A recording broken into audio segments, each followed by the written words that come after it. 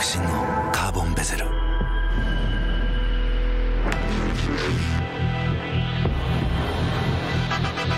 Bluetooth 搭載 G-SHOCK カシオ。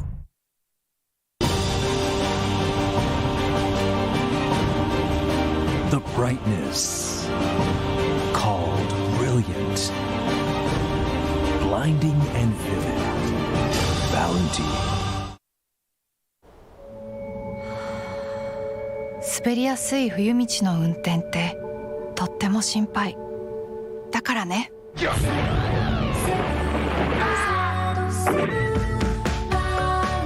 氷でも雪でもよりちゃんと曲がる、よりちゃんと止まる、ウルトラ吸水ゴムのアイスガード777にしよ。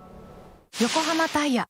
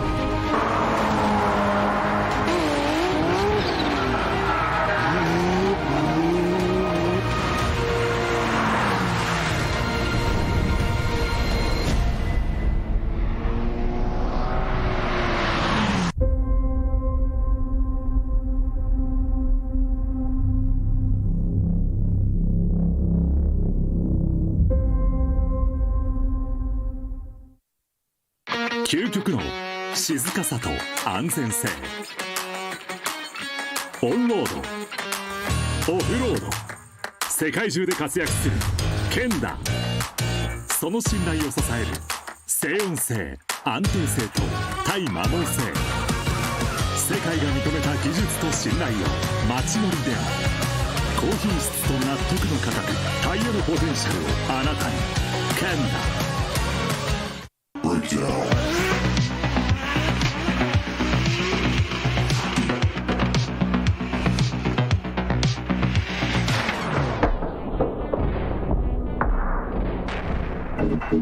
バリのタイヤ。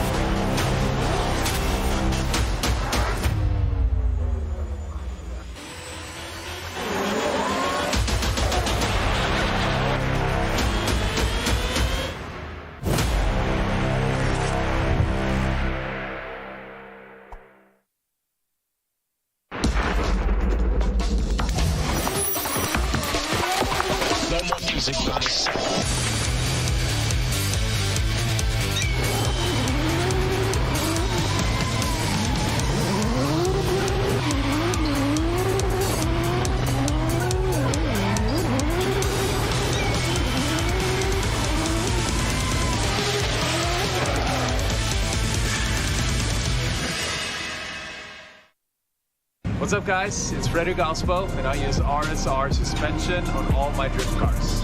I love RSR. Iyo RSR Ichiban.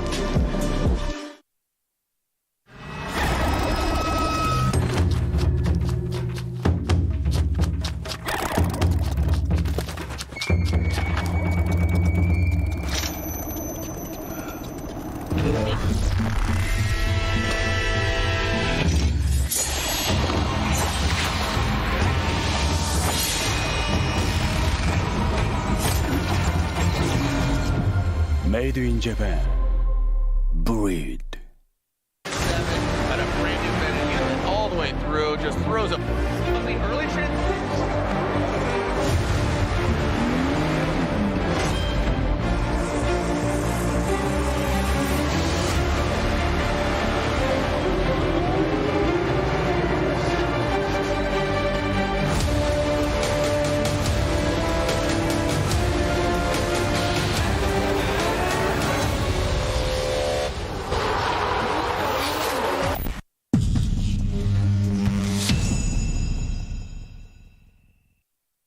In a world of extremes,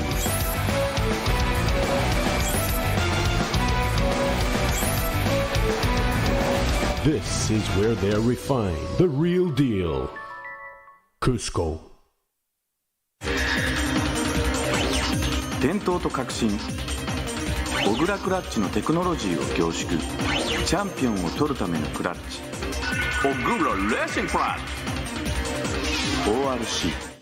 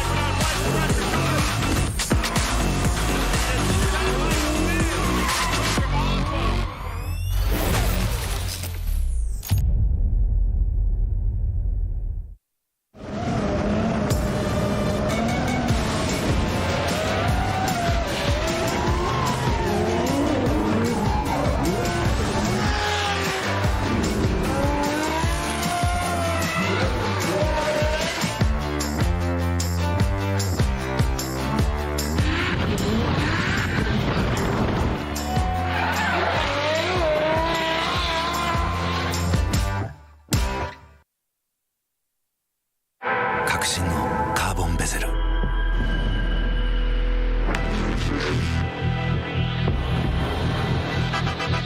Bluetooth 搭載 G-SHOCK カシオ。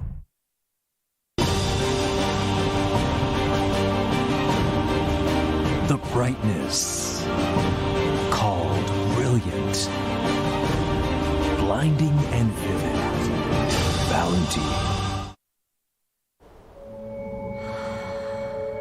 滑りやすい冬道の運転ってとっても心配だからね。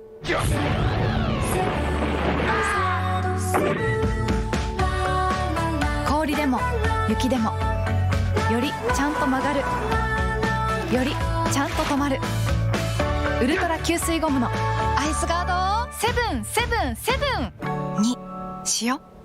横浜タイヤ。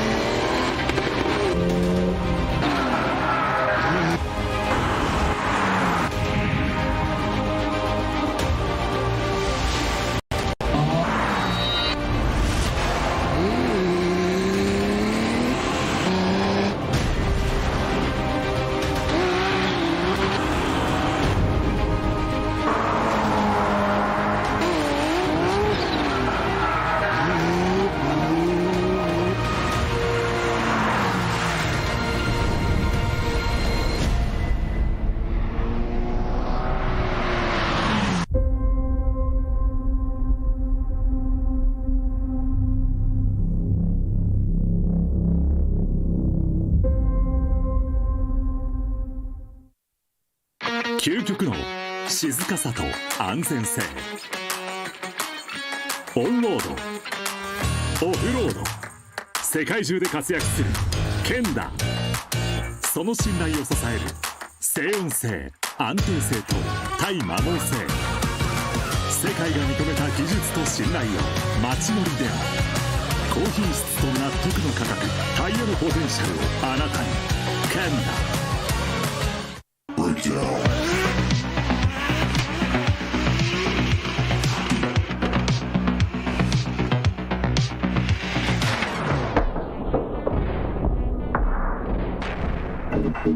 バリのタイヤ。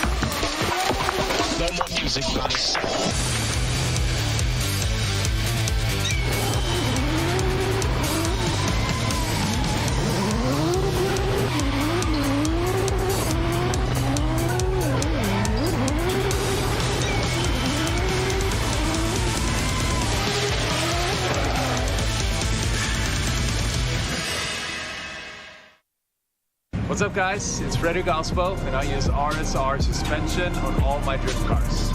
I love RSR. Iyo RSR Ichiban.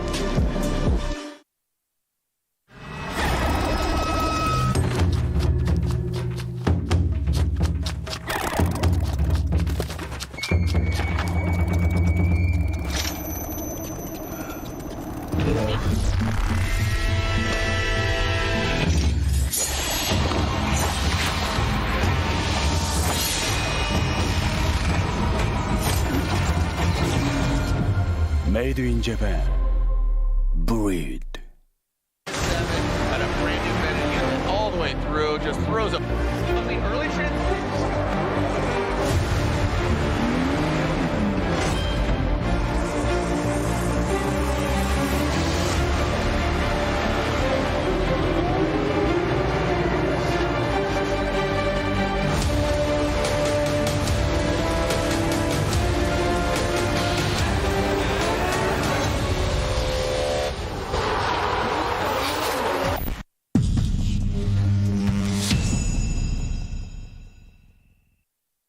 In a world of extremes,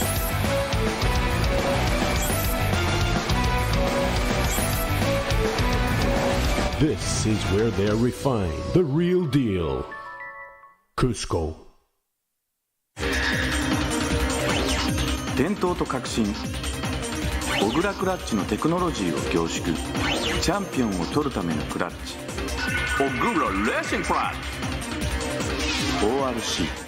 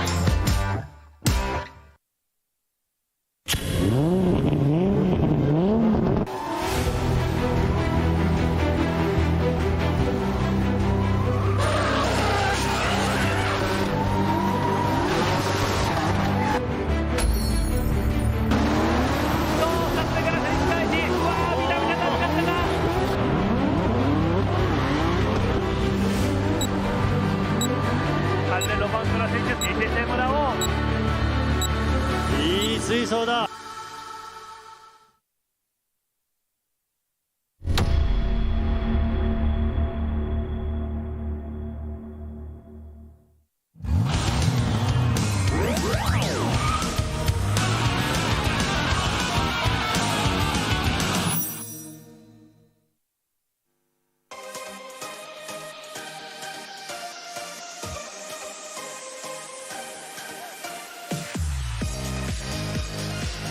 Welcome, Drift fans all around the world. We have made it. This is it, the final round of the 2023 G-Shock Presents Formula Drift Japan Round 6 out here in Okayama International Circuit in the Okayama Prefecture.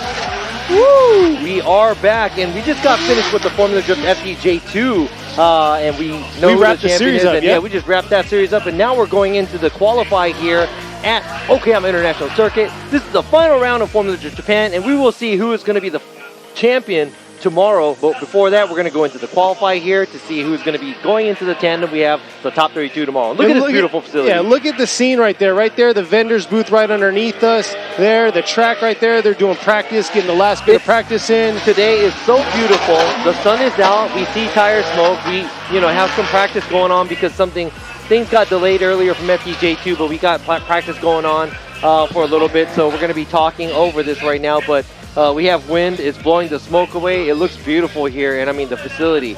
God, it's beautiful. Yeah. Yeah, like you said, very nice out, 70 degrees. Look at this right here on the screen. Tom Saiba right there on the right. Nobuteru Taniguchi out here. Both of them going to be on the PA system. And Yoichi Mimura, once again, the judge. He's been the judge for many years now, and he'll be out here on the panel helping you and Sean out. Yes, and right here we have Kenny Harris. He is back from the States right now, joining us for the last round of Formula Drift Japan. I'm Robin Nishida. I be talking, also one of the judges. And right here we got the guest judge all the way from the U.S. This is Sean Adriano. He is going to be one of the judges. So there's 3 judges and 1 English commentator, including me, and the 2 Japanese commentator for the Japanese live stream and the English live stream. Exactly. And then also remember, we are tuning into the chat. Listen to y'all out there that are viewing in live on this live stream. Yeah, I got more time now because I don't have to, go back and forth and translate in Japanese and whatnot. So not on the PA either. So I'm all right here for the English live stream. So if you got any questions or anything, I'll try to. Me and Kenny will try to get back to you as soon as possible, but we do have to move along and make sure that the competition goes. Because unfortunately, I didn't tell Robbie this, but we have 48 drivers today, so that's 96 qualify runs you're going to view. I just saw him close his eyes. The misery just went through his mind and his soul right there. But hey, we're already here. You're on live, so we got to make this happen now. Man, I was in a good mood until right now. Kenny had to come and mess it all up. You got a Kiva, so we got to crack it open, get our Kiva on. But right after this, we're going to check out this course once we see these guys do a little bit more practice runs. Yeah, well, let me explain to you a little about the track. All right, so here we go. This is Okayama International Track. So it is a big track, but we got the straightaway. It's pretty long. A lot of high-speed entries. Starting from the starting gate, on the left side, you got the 3-2-1 cone. You have to make sure that the car is initiated by the time you hit the 3-2-1 cone. After that, you have this long right-hand sweeper, and the outside zone is towards the middle to the end of the sweeper. And now you have to make sure that the left rear of the tire is on the rumble strip at the most. You can stay on the edge of the track, but don't go over the rumble strip. That's going to be deduction for the line. Then after that, you got the switch back. Going to the touch and go on the right side, right where the Yokohama bridge is. And right after that, you have another switchback going to the left outside zone 2, which is right in front of the judging stand. Now, we don't want to see any decel happening until after you pass the outside zone, the touch and go on the right side. Now the speed adjustment is going to be very critical because going into the outside zone 3, you have the wall there, and there's a couple of cars that got eaten up from yesterday's practice as well. So the speed adjustment going to the outside zone 3 is going to be critical. So you have to watch yourself outside zone 2 where you're not too short or too far, because if you're too far, you're going to get sucked up into the wall. Exactly. Now after the outside zone 3, you have another switchback, and there's an inside clip in the finish line. That part should be fairly simple, but some things do happen there too. So very exciting track. And that's a view right there of that wall he was just talking about, of outer zone 3. The big thing you're not going to see probably out here is the decrease in elevation from the 3-2-1 cone all the way around outer zone 1 to the touch and go. And then right after outer zone 3, it actually climbs back up where you're kind of fighting it and you're getting into that inside clip to the finish. So yeah, a lot of momentum. These guys are carrying some speed through this track. All right, so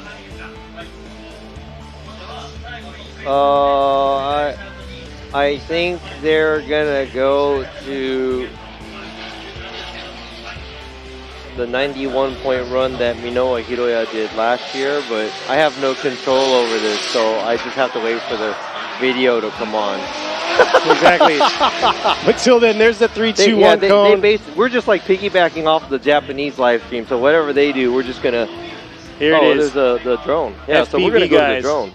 So we got the drone guys out here. Beautiful weather. They're going to give us the bird's eye view and the chase position of these cars running their qualify runs today. Each car is going to have 2 qualify runs. This is the course, the 3-2-1, approaching that, like I said, that decrease in elevation, coming around, approaching that outer zone 1 here. And with that outer zone 1, a lot of cars have been struggling to keep themselves in that zone from start to finish, and that's what the judges are going to be looking at. Coming back around here, right there, the little pylons, that's the touch and go, flipping their back end there, swinging it back around into that outer zone 2. And then here it is, the wall. The wall that's infamous for eating a lot of cars up, a lot of bumpers. So we're going to see how they're going to do there. But I got to say, before that wall, here's the inside clip. But before you get to that wall, there's actually a disruption in the track, I guess, going to the infield. You'll see the car like kind of do a little hop or something through the track, going in towards the wall and coming out of the wall too. So that's a danger zone because that's supposed to be a pretty much shortcut. Exactly. And they usually don't race on that surface. They open that area up just for us every round so we can have this track where it's kind of within reach from all the spectators and the judges and so forth.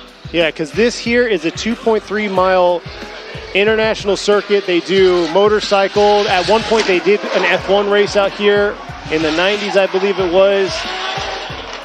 But yeah, we're just checking out the rest of practice. They got a few more minutes of practice left, and then we're going to roll right into qualify. Yeah, so the weather's nice, and so the viewers out there, if you want to tune into the bracket of all the individuals that are going up, whoever's up next, all that, the qualify is actually posted in the chat room. We have Joyce out there, FDUS family out there supporting. And you couldn't see it, but it almost smashed into the wall. But Joyce is out there holding it down, staying up late with us, and making it happen. Now we're going to go to Hiroya Minowa's #1 qualifying run from yesterday. And we're going to go to the video of Minowa Hiroya's #1 qualify from last year. And I think we're going to go to the video of Hiroya Minowa on his 91-point run from last year. I think you're lying. And Robbie's lying. Here you guys go. Here's the 91-point run from last year. Robbie's lying. So yeah, on the other end, if you want to watch the Japanese side, psych. If you want to watch the Japanese side, you can check them out at Formula Drift Japan on the YouTube channel. It'll be live right there. Also, they're out here talking to all the people spectating live here in person. So that's why they're on the PA system. There we go. Here you go. まずはゾーン1つ目飛び込みなかなか迫力を見せゾーン1つ目長く持てているかここはゼブラのエンリアサイド乗せているリアタイヤを乗せているタッチ&ゴーからゾーン2つ目さあウォールはどうだ攻めていったそしてあとはフィニッシュライン手前のインクリップを取っていく There you go, textbook run by Hiroya Minowa. Did they play the video? Damn, I think I missed it. So yeah, that was a 91-point run, and as you saw, he was really tight on the lines. Nice switchback, a lot of throttle from early on. He did have 9 more points in there, and I'm looking forward to seeing a lot of high scores popping up because yesterday's practice and today's practice, it looks like a lot of these drivers kind of got this track down, and it's going to be really exciting because I think there's going to be a lot of high scores here. And you know me, I'm generous Robbie, so I'll be just throwing out numbers. Passing out numbers, left and right.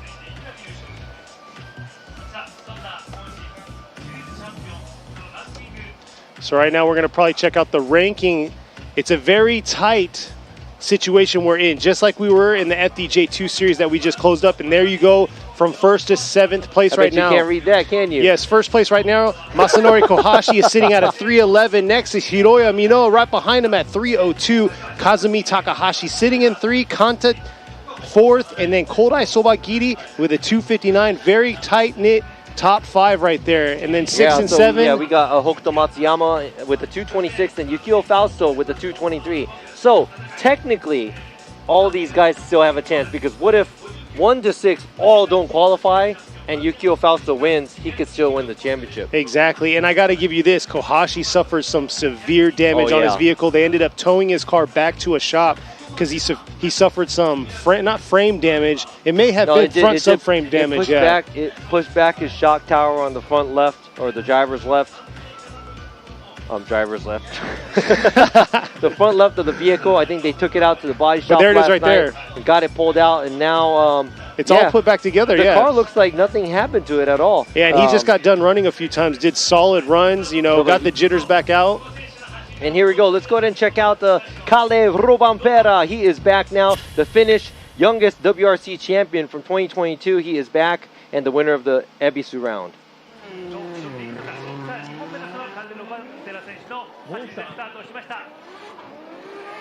Yeah, so this man is a machine, because he started off from the beginning of the weekend all the way to the end, where his lead run was pretty much all copy and paste, and it was at a higher level. So really excited to see how he is going to tackle this Okayama round.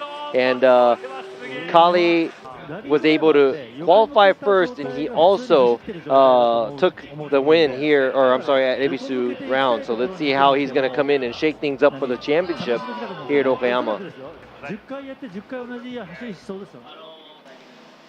Yeah, it's going to be very interesting. He's out here representing. Man's been a busy man, coming off of doing the World Rally Championship on the other side of the world. Then he's also doing Drift Masters, and then he's out competing in Formula Drift Japan. And I think he's currently sitting 22nd or something. Yeah, he's sitting in the middle almost. Yeah. And just with one event. He did one round. Yeah. And look at that machine that Cusco has built for him. The brand new GR Corolla.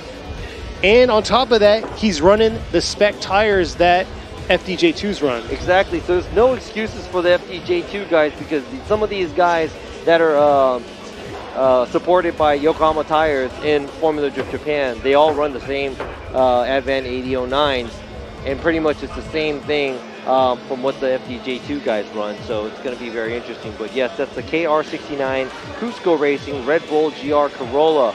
This is a machine where Kale came to Japan, and the first time he drove it was at the Ebisu round. Yeah. But he acted like he's been driving that car forever, but it was a brand new build for him.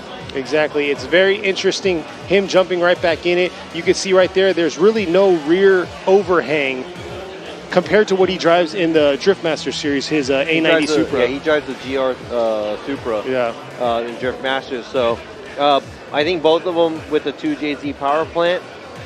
But here we go. It's the inside of the GR Corolla. Pretty much in the U.S., Ryan Turk drives it under the Steph Papadakis team. He drives it with the 4-cylinder engine. And this car was built with the 2JZ. So,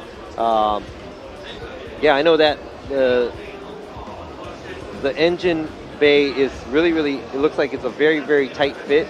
But it looks like, Cusco did a good job dropping that motor into this little Corolla. And seems like it's a really good chassis. Even though, it's an all-wheel drive or a front-wheel drive based car, they converted it to a rear-wheel drive. And, yeah, it looks like it's a machine. And I heard that some of the suspension bits and pieces are very similar to the Yaris. GR Yaris. Yeah. So Cusco already has parts for the GR Yaris for the suspension, lock kit, so forth. So those are the areas where this area of expertise for Cusco for some of these cars. So maybe they made a good choice teaming up with Cusco and Red Bull with GR. Yeah, that's a very insane build. You could see them squaring it away. And like you saw earlier on the video, that was Kale coming out. He was the first qualifier, and he literally set the bar for them. Ended up winning it all at Ebisu Circuit. But, I mean, Ebisu Circuit was something that he was very familiar with. I guess he did a lot of recreational driving out there. He has his own drift missile out there. So he has a lot of seat time on the tracks out in Ebisu Circuit. And there you go, Hiroya Minoa, teammates of Kale and the Cusco Racing GR Yaris. Yeah, so this 14-year-old driver is currently sitting in second in the Formula Drift Japan Championship. Yep. He is chasing down Kohashi, which you were talking about, that he had, a critical hit on the wall, and they had to, mess with the car, pull the frame out, but it looks like he is doing great back in the saddle of the vehicle, and, during practice he did good. And look at this 14-year-old driver. He looks, hyped and happy. He's not crazy talkative, and he's super chill, but, when he gets behind the wheel, he is an animal. And you would never guess that the driver of the car he drives, the GR Yaris from Cusco, is driven by a 14-year-old. Exactly, but I gotta say, hats off to his parents. Masayo and Shinji, both phenomenal drivers, and out here also, Masayo competing in the FDJ2 series. Yes. Shinji kind of hanging up his coat for right now, focusing on his son's program, but both phenomenal drivers, raising him well, and you can see how he's driving. Yeah, we always talk about the tire. They take the extra tire rubber off, but I want, if you know why they do that, please let me know out there, because we always talk about it. And yeah, I know you get tire debris on your front tires and it shakes or whatever on the straightaway, and maybe the grip consistency isn't there, but technically when you go out to the burnout box, you pick up more tire doo-doo all over your tires. Yeah. Right away anyway. So and you're scrubbing them too at the same time. So please, somebody tell me. Robbie gets frustrated every time he sees them doing dude, it. Why are we doing this? It's like, dude, maybe you should be sweeping up or wiping windows. I think it's that, like you just said, it makes them look like they're doing something, Yes. It keeps the boss off of them. We are good at that here in Japan. And me and Robbie are really good at it too. Yeah. We usually just disappear when the work happens. Yes. Except when the mic's on, then we're kind of stuck. No, we do work hard for what we have to do. He's sometimes, lying. I don't. Sometimes. But yeah, it looks like we're waiting to get this show started. Not sure who we're waiting on, but we are waiting. Making sure that everything is squared away with the track. Hats off to the Okayama International Circuit crew out here. The track guys out here making it happen in their orange jumpsuit, and these Land Cruisers that they got towing vehicles out of there. But yeah, hats off to them. Yeah. It's been quite a day. We started early. 8:40 is when we were live for the... Oh, dude, we should have filled in and translated to you guys what they were saying right now. We could have said whatever. We could have said whatever we wanted. That's true. So what do you guys got out there? We have a few minutes. Who's tuning in to us? It's awfully late all around the world, because right now it is 2:23 in the afternoon. But it looks like right there on the screen, we're going to kick this qualify started. So this is it. 2023 G-Shock presents Formula Drift Japan, Round 6 qualify. The final round here at Okayama International Circuit in the Okayama Prefecture on this beautiful facility. 2.3 miles, cutting it in half. And I got to say, hats off to the crew out here, because, man, they're making it happen. They made our infield look beautifully set up. They've been developing this, but here it is, qualify. First one up. Man, this is nice, because when we're both on the English live stream, I could just not talk. Ghost on everybody, and then everything's okay. He's going to leave it to me only. I see y'all out there, Florida, Australia, Illinois, Sweden, New Zealand. I see y'all. Finland, yes, representing your boy out here, supporting him. Kenny just spit on the... Hey, but let's go. It's starting right here. Tsubasa Nagasawa bringing out this hardcore Rocky Bunny Racing R32. He only debuted this not too long ago. I believe it was Sugo he debuted this car. Oh, and he's dipping, looks like 3 tires right there. And you can see the front end got damaged early on. And yeah, huge correction through that outer zone 3. Not what we want to see. Not sure how much seat time he's had in this vehicle. In the FDJ2 series, he was competing in a 4-door R32. Stepped it up into this, Pandem, wide body, Rocket Bunny kit. Supported by the hardcore team. Thing is a monster. 2J underneath the hood. Insane build. Took their time building it to debut it halfway through the season. But it looks like, he had the fate of the rumble strips and then that wall. So there you are, the official. Yeah, it's unfortunate for Nagasawa. He debuted this vehicle, I think it was at Sugo, was it? Yeah. Yeah, so probably still, working out the tweaks. It's a lot more horsepower and a lot more of a car than what he was driving before for FDJ2. So let's see how he's going to do for a second run. Hey, all right, next up at the line, you got number 73, Ikuo Saito in the Motis West Auto R35 GTR. I just noticed Wichita Falls, I'll be there soon. Yeah, Kenny will be there soon. Watch out, Wichita Falls. So let's go ahead and see this R35.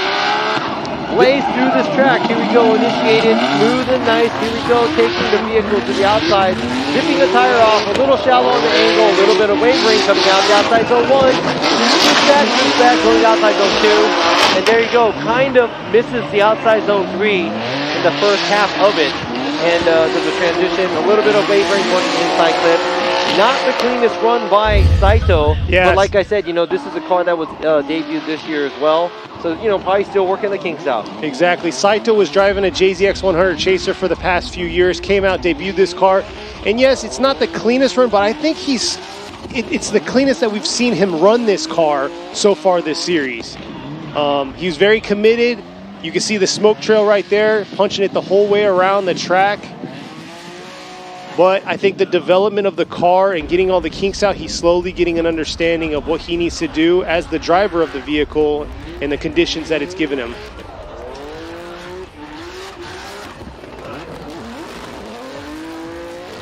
All right, so there was some wavering here and there. He does miss a good sizable amount of proximity towards the wall there. A little bit of wavering going to the inside clip. And, I may sound like, a total beep, but then that's just the way we have to look at things where, we have to make sure that the drivers are getting the right amount of scores and we're being picky about what we see. With 77, not too bad. Mid-80s is what we were getting yesterday from the FDJ2 driver, so we're going to see how much more development we're going to get out of this. But next at the line, you can see right there, number 12, Nagayasu Miyagi in the Car Guy Racing ZN686. Not sure what's going on right now. So maybe he is explaining to him, like, okay, you got to hit these zones that are there. The rumble strip, that's where the back tire goes. No, I don't know what is going on and what is being discussed within the vehicle right now, but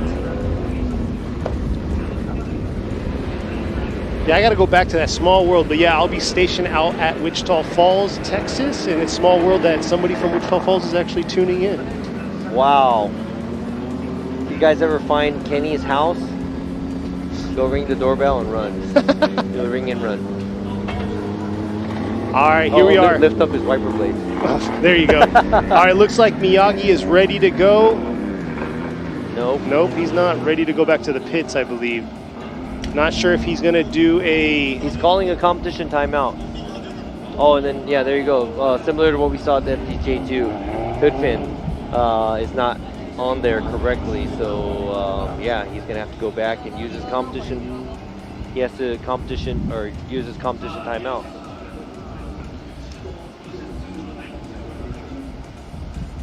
Man, that's very dicey right there, using it this early on in the competition for something so simple that the team needs to catch before they let him roll out to the burnout pit.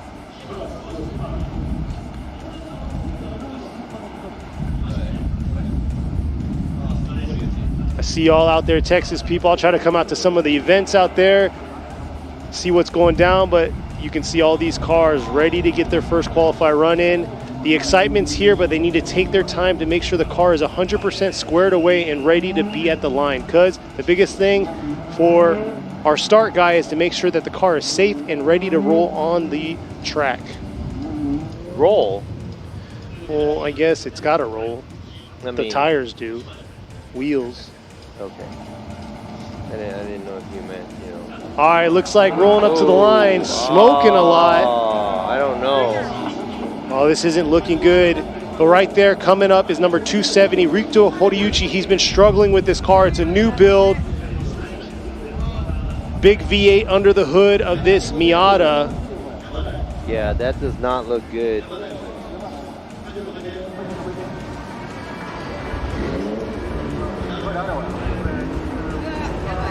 This isn't good at all. He's in the Horiuchi factory.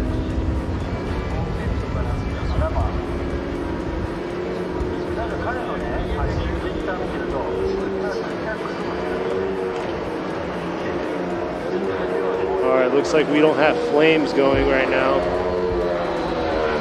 A lot of smoke coming from that engine bay. He just got this engine rebuilt and squared away. I believe his testing that he got was yesterday, was the first testing he did with the engine, and he said it was a very basic. Yeah, I think it was a basic LS. He said something about, it probably doesn't make over 500, it probably makes like 400 or 500 horsepower, and he knows that it's not enough to compete. But what he wanted to do is, he had LSX engine before, that thing blew up, and it is very hard to find LS motors here in Japan. So yeah, he was able to, come across this one. He's able to put this in, but he wanted to put a V8 back into this chassis and just at least show face, do a run, and try to qualify. But yeah, just a background on him. He used to drive the S15 with the 180 SX front end. Same color concept as this in the FDJ2 series. He won the FDJ J2 series, or topped it, was the top 3. And he moved up to the Pro Series, and he wanted to bring a new build, a new dynamic to his team, and unfortunately, nothing's cooperating this year for him. But he did mention his goal is to go to the States and compete in Pro Spec. Yeah, so those of you, if you're interested in becoming friends and, trying to work out some things, car stuff, car-wise, shop-wise, joining Formula Drift Japan, or I'm sorry, not Formula Drift Japan, like Pro Spec, anything in the States, this is a very good driver that won a few times in FDJ2 and got his license through FDJ2 and got into Formula Drift Japan. And his dream is to go to the States and drive there. So he was talking about trying to move to Oregon or something. Yeah, so, yeah. He's got his eyes set on it, and he says he's banking on it. So he's trying to go to Oregon, like you said, and he's going to try to do the Pro Spec Series next year. We'll see how it goes, but unfortunately this year it's been a bust for him. He's had a rough year building this engine, getting this engine installed, because it's a full custom build. This isn't a new story for anybody either, because there's always been, privateers, and they've been working hard, and some of these guys just don't get a break. Things happen to them all the time, but it is life, and you're just gonna have to, work out, hopping over those hurdles and trying to get to where you want to get to. And hopefully, he has better luck for himself in the future. And good luck to Horiuchi.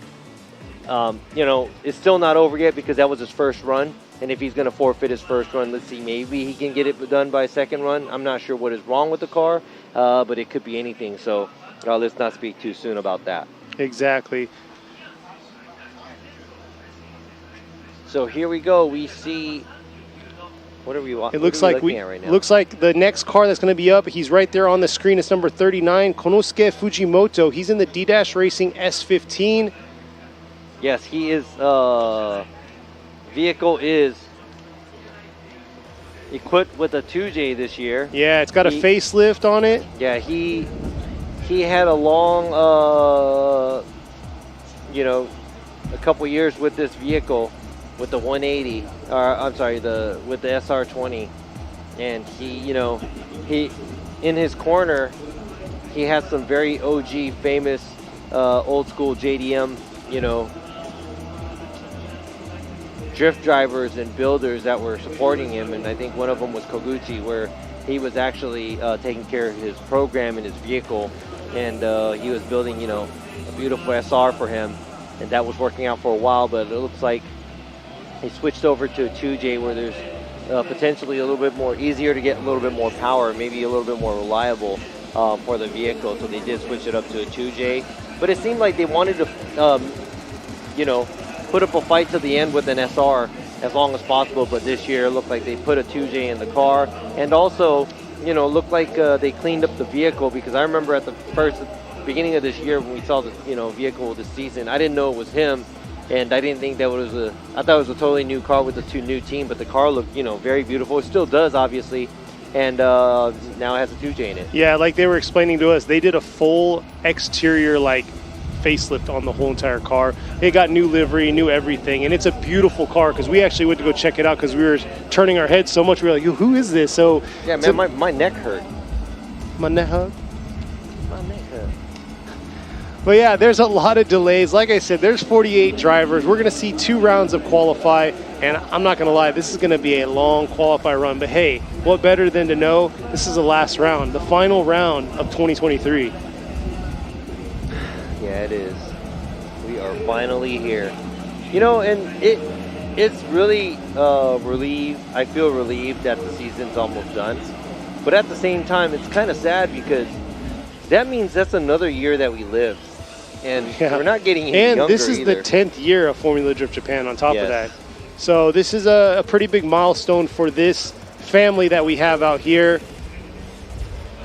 And you know, it's only growing. It's only growing and getting better. Whose family? My family ain't out here. Your family's in the States. That's true. Stop lying. Well, we're stuck with each other. All right. Okay, cool. Here we go. We're talking about Fujimoto. This S15 equipped with L2JZ. Very clean car and an aggressive driver. So we'll see how he is going to handle this Okayama International track.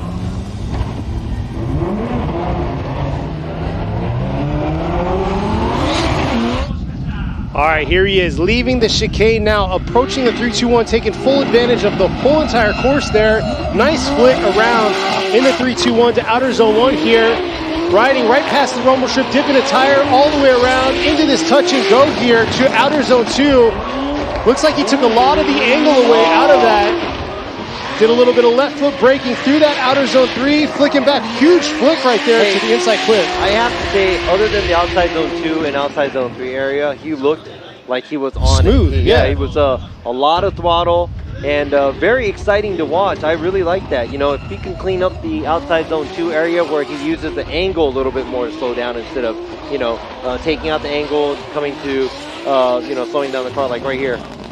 There you go. He was real. Yeah, he kind of got a little careful there going to the wall and got shallow and kind of messed it up where the outside zone, I'm sorry. Yeah, and like, so during the driver's meeting, Robbie specifically said, leaving the outer zone 1, he wants to see them stay on acceleration all the way through into this touch and go, but where they decel is going to be right here, outer zone 2. In the point of decel would be them flicking the car and the angle of the car kind of carrying it through into the outer zone 3. But you saw how right there, Fujimoto, he gave some brake checks right there into the outer zone 2, and that's not what they want to see. No, it's okay. Well, that's an 80. That's an 80 though, right there. No, but you know, it's okay to slow down there. It's just that we want the drivers to use more angle to slow down. Yeah, that's what I was explaining right there, yeah.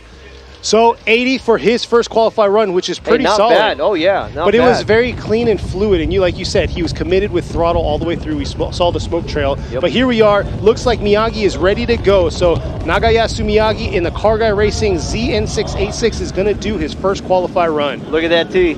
Look at that teeth. It's very fitting for this time of the year with Halloween and everything. But he's had it all year long. Car looks like it's coming at you. You're like, rah. Where's the bottom teeth though? All right, here he is coming around outer zone 1 here. Real deep, dipping 2 tires. Oh, huge straightening possibly halfway through that zone into this touch and go right here to outer zone 2. And I don't know, we're going to see what the judge's call is going to be. Here he is finishing through the inside clip and to the finish line, but it may look like he might have straightened halfway through that outer zone 1.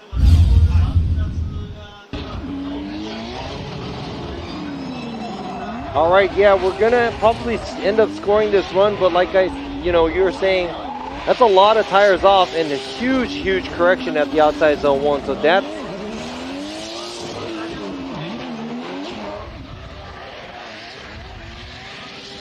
leaving that outer zone 3, he was deep, and you'll see a lot of these cars hugging the inside rumble strip after the outer zone 3. Incomplete. Nice. I mean, it's gonna be unchaseable. Because he went 3 tires, it was like 2.5 tires off at the outside zone 1. Then there was a huge correction where he almost straightened. And yes, there might have been a little bit of counter steer, but when we see one vehicle doing multiple mistakes that are pretty critical, we can pretty much make it an unchaseable lead run. And if there was a car that was chasing him, it would have been very tricky. So you know what? He's just going to have to come back and do a better run for the second run. That's very frustrating because he did use a competition timeout to make it on this first qualify run. And you saw right there, he quickly disqualified himself by straightening in that outer zone 1. Hey, you know what? But he can come back stronger on the second run. We don't have the knockout qualifying like we do in the U.S. Everybody gets 2 runs. And yeah, good luck to all the drivers. And next one to do their run already at the line is number 41, Shinichi Uemura in the TMS Racing Team Silent Tire Uemura Sangyo JZX 100 Mark II. Bright green, just like the TMS Racing vehicles. Here he is coming around to the 3-2-1 into outer zone 1 here. Coming in real hot, adjusting himself a little bit. Right on the rumble strip. Nice job riding that rumble strip. Back around through this touch and go into this outer zone 2 here. Coming in real hot through that zone of outer zone 3. And I got to say, this is probably the better run we've seen out of him. He's been struggling halfway through this season. Wow. Hey, no, you know what? I can remember Uemura did good here last year too, from what I can remember in his own car, because he was driving his JZX. And it's almost like deja vu where he did a good job. Nice way to flick it, or flick the vehicle. Now he's right on the outside, right on the edge, maybe one tire off, dipping the tire at the rumble strip. Not as close on the touch and go, and looked like he was being a little careful when he was coming to a decel in front of the outside zone 2 area. But I think overall it was a pretty good job by Uemura. Here's that bird's eye view from our FPV drone crew out here. Filling that outer zone 1 real deep. And like Robbie said, anything that's not going past the rumble strip is going to be deduction in points. If they're on the rumble strip, they're good. If they're right before, right on the edge of the track, they're good. But anything past it is when they start getting detected. They're bad. Ooh. 81. There you go. With the 81.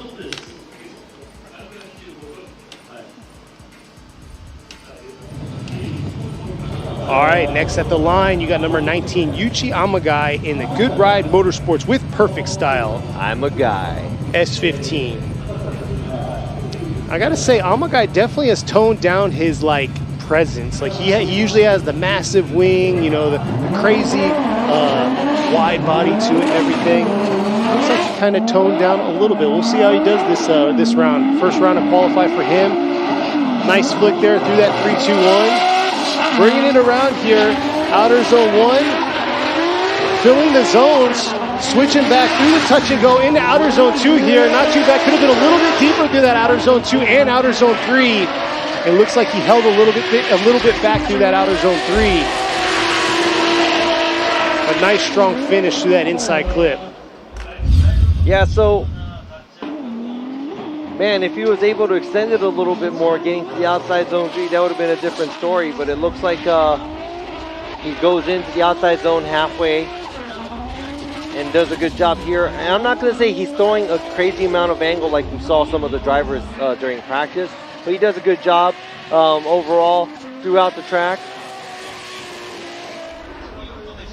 Yeah, it looks like he has a lot of throttle commitment, but like you were saying, he's not throwing that aggressive flick that we usually see him do.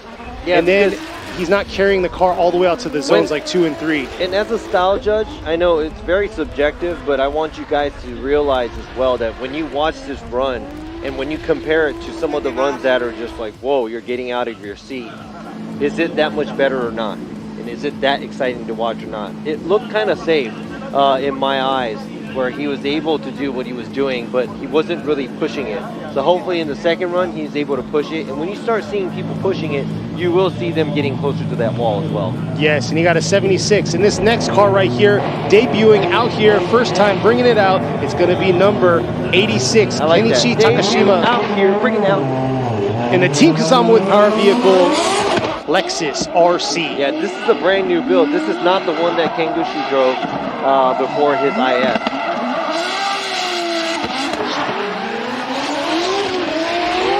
Dipping a tire right there. Coming back a little early on that touch and go. Ooh. Man, no. You don't want to do that. Yeah. I know. It's okay. It's okay. Just get it on the second run. Yeah, and I know they were doing a little bit of tweaking yesterday in their garage or in their pits after practice. So hopefully he'll get it dialed down.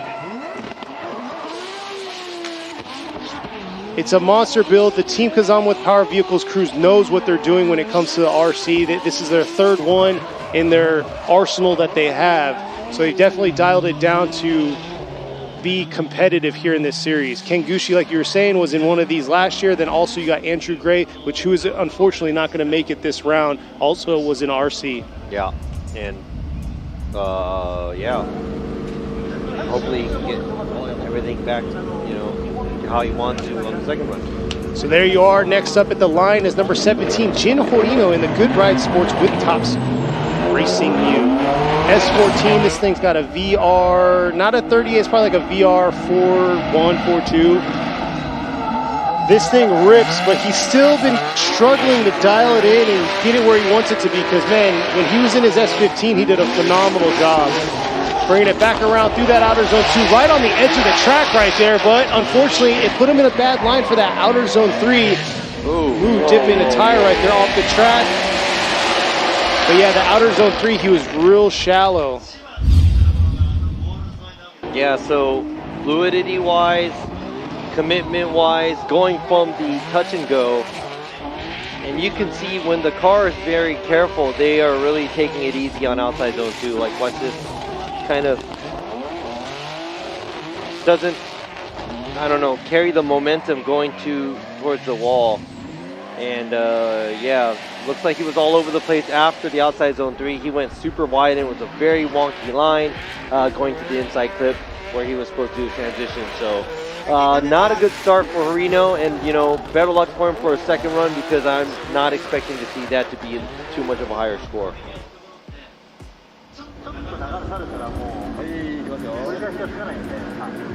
69 is what Jin Horino is going to take for his first qualify run. There you are, the Good Ride Motorsport girl, supporting her team. All right, at the line, coming all the way from Singapore, number 83, Jim Benjamin, Team Kazama with Power Vehicles, JZA80 Supra. So Benjamin is getting more and more comfortable in the Supra because he's been, changing things up this year drastically. Oh, it looks like he's a little short and wobbling to the outside zone 1. But look how much smoke he is throwing down right there, coming around. And yeah, like Robbie said, he's been kind of changing parts out. He's got a Wise Fab kit on it now. And just like y'all saw the wonkiness, he says that's what he's been struggling with, is the car always wants to fight back. So he's just really trying to dial it back in. He loves the car. This man is a huge fan of Supras. He loves Supras. He loves cars. He loves cars, but he says the Supra is one of his favorite. Yeah, so fluidity-wise and the commitment, because of the fluidity, the lack of fluidity right there, almost straightening at the outside zone 3. And that's not going to be good for his first run.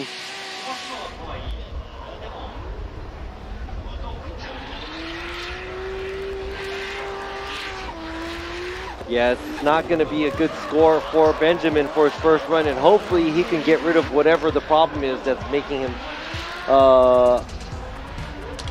look unstable. Exactly, but I gotta say, he's doing a phenomenal job in the other series over in, I think it's Thailand that he's competing in? Yeah. He's doing a phenomenal job. There you go, 59 for his first score. He's killing it out there, but he's in an S chassis, totally different chassis, and he says it's real easy doing it in that chassis. Yeah, so hopefully he can come back stronger for the second run. And I've seen his good times when he's driving that Supra, so if he can drive like how he usually drives, the qualify should be no problem. Yes, next right there is ready to go, going through the chicane now is number 610, Murakami in the Village Up JZX 100 Mark II. He was supposed to debut the GR86 this year, but this year's almost over. Yes, this is the final round. So here he is coming around outer zone 1. He's been in this 100 for quite some time, right in the rumble strip, through this touch and go, back around into outer zone 2, right on the edge of the track. A lot more angle, but unfortunately, huge correction, couldn't hold it, and also wasn't anywhere close to outer zone 3. So that right there is going to be an incomplete for Murakami. Here's the replay.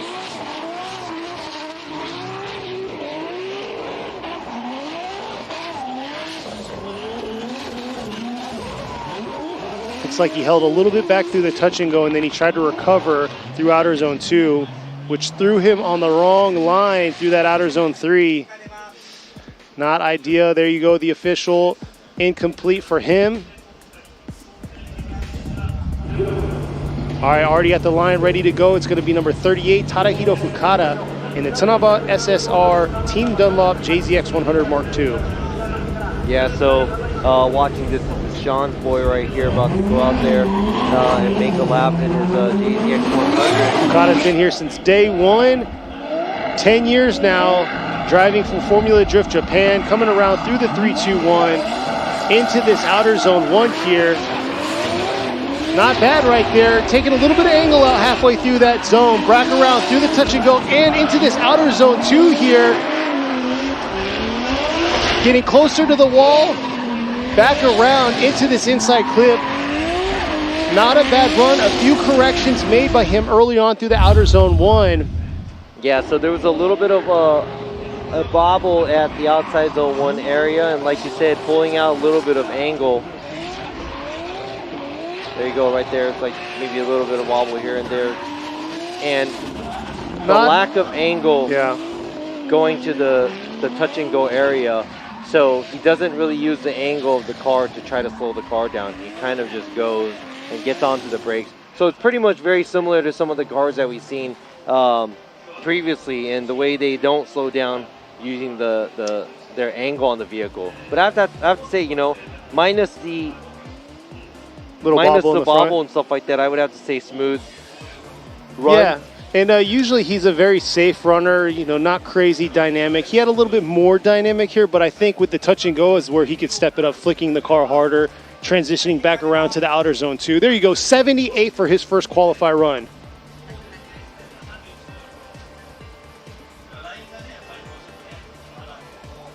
All right, so that's a 78 for the first run. You know, we do have 40, you said 8 drivers, right? Well, minus some of the drivers that aren't going to make it because of, you know, vehicle issues. Could be like 90-something runs for us, but 40-somewhat drivers is going to be broken down to 32 places for the top 32 for tomorrow's tournament.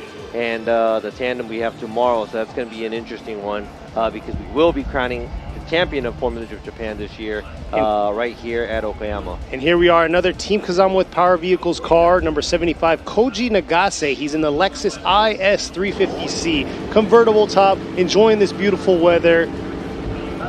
And it looks like he's got a new helmet design going on. Like it does. It has a very fall-related feel to it. And here he is leaving the chicane, approaching the 3-2-1. You're going to hear his blow-off valve screaming around here every time he throttles off. Coming around inside of that outer zone 1, right on the edge of the rumble strip, inside edge of the rumble strip, back around to the outer zone 2 here. Wasn't too deep in that touch and go, but trying to get all the way out there for that outer zone 3. Hugging the inside of the track into this inside clip to the finish.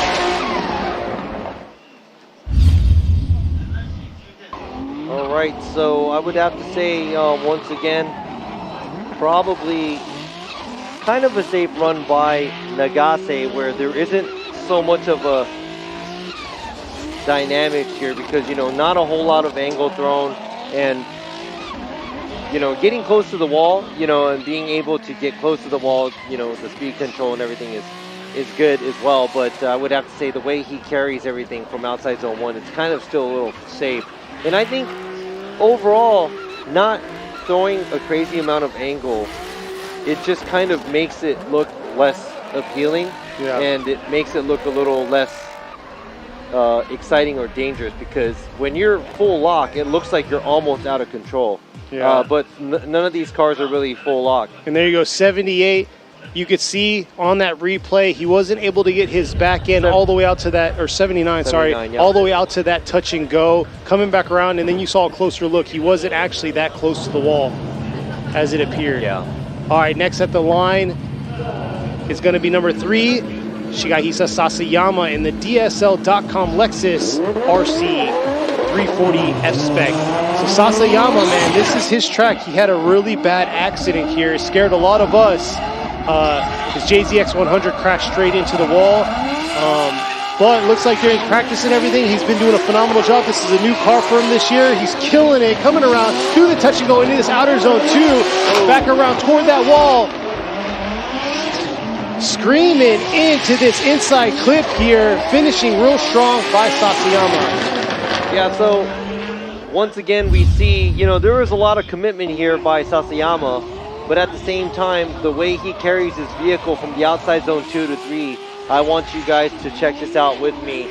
But right here, transition, okay angle, then right here, kind of slowly gets into it, then he goes straight into the inside of before the outside zone 3, then kind of flares it out. So basically, that's not carrying the car and the momentum from what you had on the straightaway and the speed of the straightaway and throwing the car. You're kind of calculating yourself, or you're making yourself go safely into the outside zone 3, so it's very calculated. And you see right there, he dialed the angle down through that outer zone 2. So he tried to get the line in the outer zone 2, but he didn't have the angle portion of that outer zone 2. And like Robbie said, and then he took that inside dip to get to that outer zone 3 rather than carrying the angle from outer zones 2 to 3. Yeah, and I mean, I say this many times. If it doesn't look like you're gonna go into the wall, or if it doesn't look like you're going off course, or if it doesn't look like you're spinning out, I'm saying, you know, to the extreme. And I don't want anybody to go off course. I don't want anybody to hit the wall. But I'm just saying, that's when you think, you know, you have to get out of your seat and be like, whoa, you know? Yeah. And that's what we want to see. And a lot of people get mad because we don't score people high or whatever. But it's like, man, like, come and watch your own run. Is it a run that you'll say, wow, that's the best thing I've ever seen in my life? Exactly. So Sasayama got a 79. Here we are on the screen now is number 35, Sha Shang Hao in his Linglong Tire Drift Team Orange Asia R35. He suffered a pretty bad accident early on in practice, but the car got squared away by the Team Fukushima Linglong Tire Drift team. Whoa. Look at that smoke behind him coming around into this touch and go, into this outer zone 2 here, screaming around. That's the angle we're talking about, leaving the outer zone 2, but it might have been too much carrying it through. And unfortunately. Man. But see, that's what I'm talking about. He didn't make it, but if he was able to pull it off in that way, that would have been pretty crazy. I'm talking about just the outside zone 3 because he was a little bit wobbly at outside zone 1. But man good hustle by Natsu. And yeah, I'm looking forward to seeing what he's going to do for the second run. Look at that dump and smoke. Watch this. Right here. Flick Bam, look at the angle. And the acceleration. He stayed on the accelerator the whole entire time. Yes. So yeah, I'm looking forward to his second qualify run. Unfortunately, that is going to be an incomplete for him.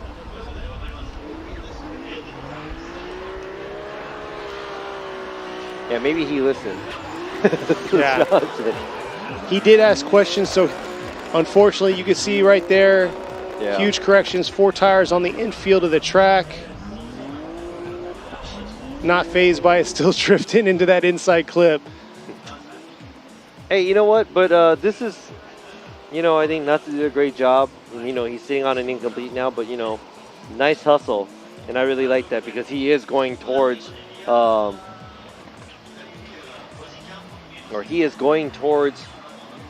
success. Exactly. As long as he does that. And here we are, the Team Fukushima girls cheering on the fleet of vehicles that they have competing today. And there you are, the official score, the incomplete for him. I mean, I don't know if they should look happy. Yeah. But they got a lot of drivers out here today. They're sad. They got the tier. This is the tier, the international tier mark when there's like, it looks like 2 ducks are trying to kiss.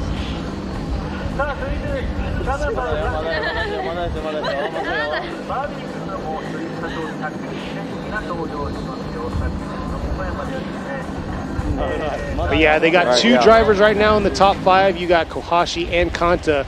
They're going to get this track cleaned up from what happened previously, running all 4 tires into that inside portion of the track after outer zone 3. We saw a demo. We saw a WRC, Toyota WRC car do a demo here earlier too, in between, you know, the FTJ2 and right now with the qualify. And maybe, you know, Natsu was like, yo man, I could do that too.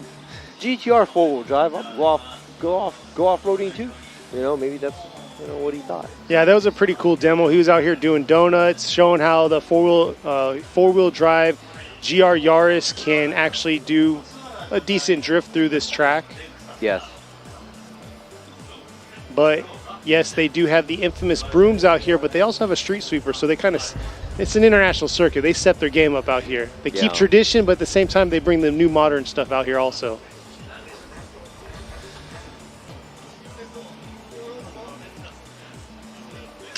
Alrighty.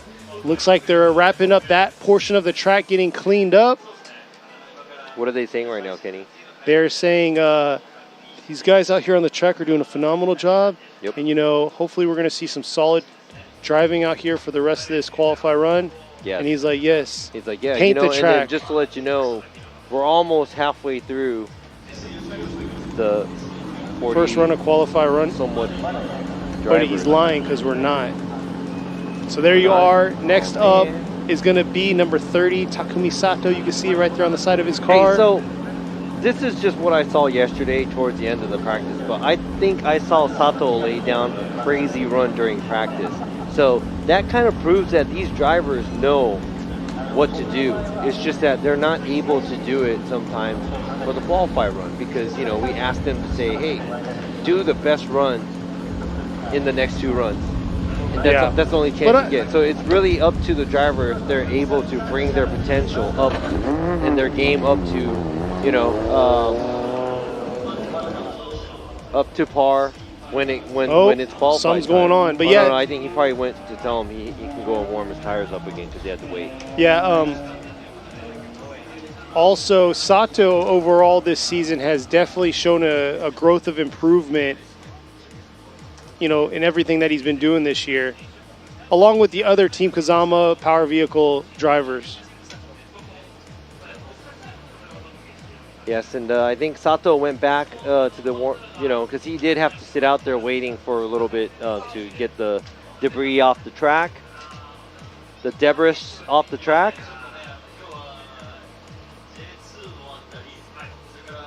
But yeah, he's coming all the way from Hokkaido though. Yes. And we're all the way down south here at Okayama. I can't imagine. Oh, granted, he flew here, I guarantee. Yeah, but that's still a lot of traveling. That's still a lot of traveling, but I think. But what am I to say? Yeah, you. Sean. Yeah, Sean. Kanguchi. Yep. So yeah, I actually flew in. So I no longer live in Japan now. I flew in for this final round. It's awesome coming back, seeing Robbie's beautiful face and hearing his annoying voice. But Kenny, he lived here, so he never had this. But man, he's all like, "Oh man, I'm tired. I have jet lag. I'm sleeping." I never said jet lag, but I am tired because man, these beds in Japan are on another level. It's like. If you've stayed in a hotel here. Yeah, it's either you sleep on a Japanese bed or bricks. Or on the floor. Here you go. Now it is Takumi Sato. Making it happen is JZX 100 Chaser in the Team Kazama Power Vehicles crew out here. Let's see that run I saw yesterday. Oh no! Dipping 2 tires at the 3-2-1, but holding on to it right there on the edge, leaving a little early through that outer zone 1, but bringing it back through the touch and going to outer zone 2 here. A little shallow through outer zone 2, but deep in that outer zone 3. Nice job against that wall, bringing it back around into the inside clip to the finish. And if you clean that run up a little bit where he kind of beelined it going to the outside zone 2 to 3 area, and because he probably dipped the tire and being a little bit wobbly at the outside zone 1 area. If he cleaned that up, man, that could be, I think, a fairly good sizable score for Sato. Yeah, he left a lot out there. We're going to see how he's going to do for his second qualify run. But first, we need to see what they gave him for his first score.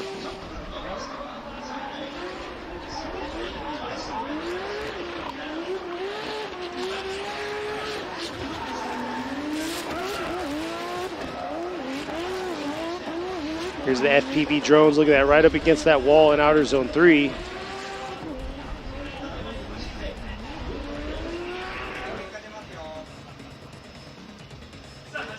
There you are, 81 for Sato.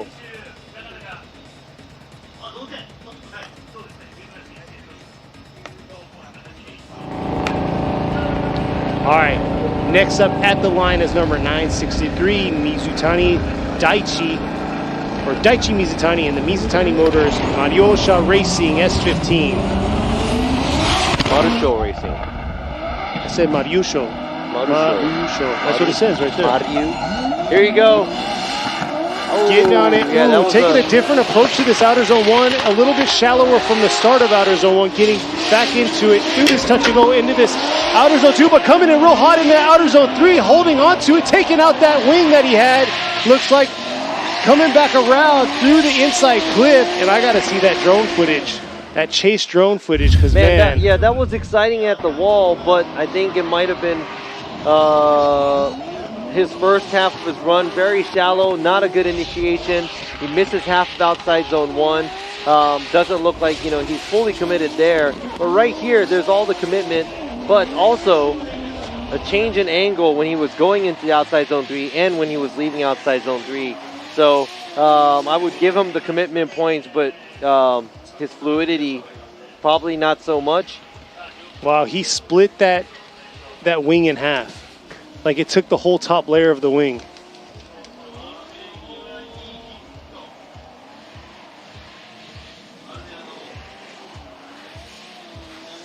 So we'll see if we can see the drone footage, the chase. But here he is coming around the outer zone 1.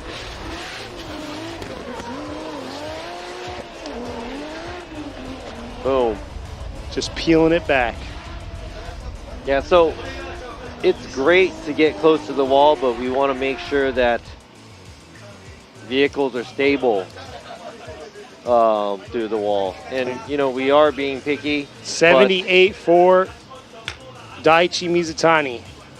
Because it's not just, hey, let's ram our, like some people have the wrong thoughts of missiles. They're like, yeah, let's bang doors and beat up our cars. It's like, no, we're not doing that on purpose. We're doing that because we're driving super close, and it happens sometimes. Not, yeah, man, let me ram my car into your car and destroy everything and waste money. It's like, come on, man, like that's not the art of drifting. The art of drifting is being close.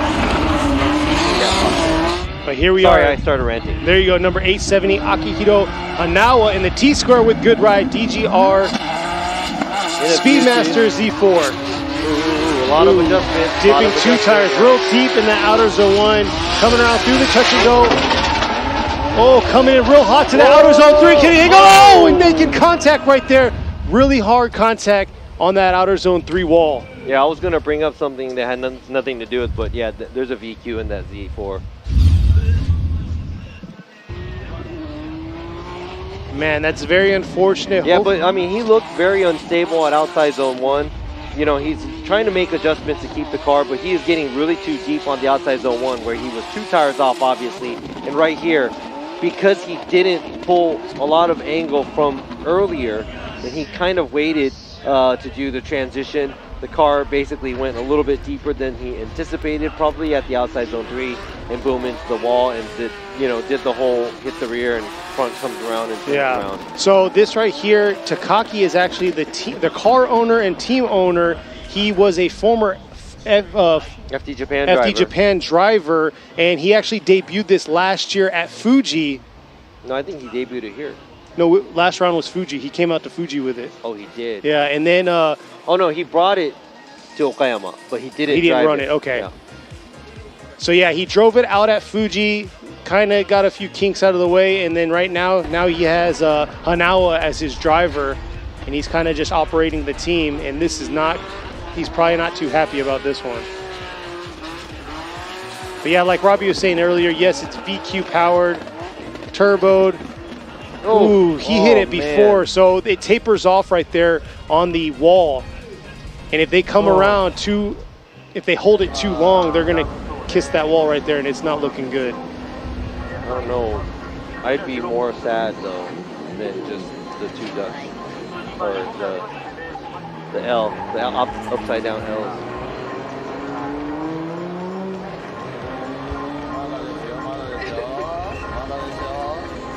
Yeah.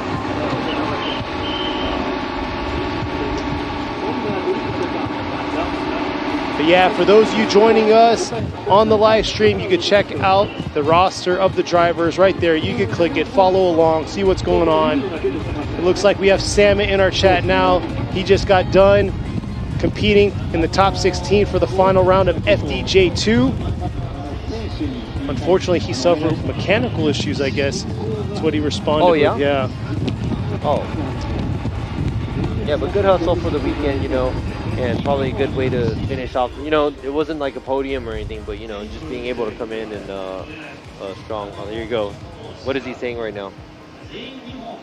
He's saying his tires didn't spin fast enough.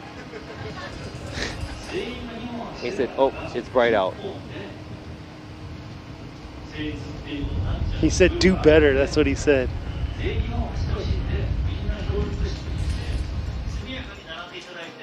Robbie's listening in right now.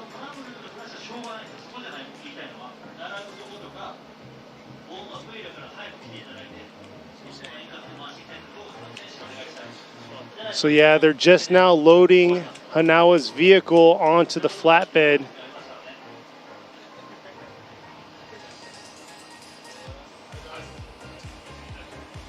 Yeah. Hopefully they can... Something about 1 run and 2 runs. And I think he's explaining about the rule book where if all the cars cannot make 2 runs, we're going to base it off of just the first qualifying runs. And that's what the qualifier is going to be. But, I mean, okay. Man, you can see that rear and front end damage. Hopefully they can square this car away. Swap out some of these broken arms that he has. Hopefully the axle didn't get damaged, which I'm not holding my breath on the amount of the hard contact that he made with the wall. But yes, Hanawa, his team, Takaki, they got to get this car squared away for their second qualify run. They have a good portion of drivers left over for them to get some time in and get this car squared away.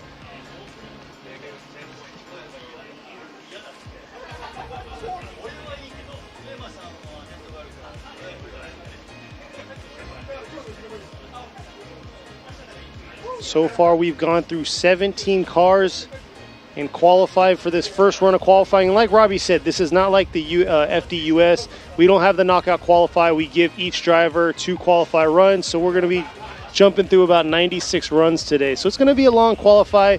If you got to step away, go ahead and step away. Go get something to eat. Go get an energy drink. Robbie and I are drinking a Kiva right now, trying to stay awake.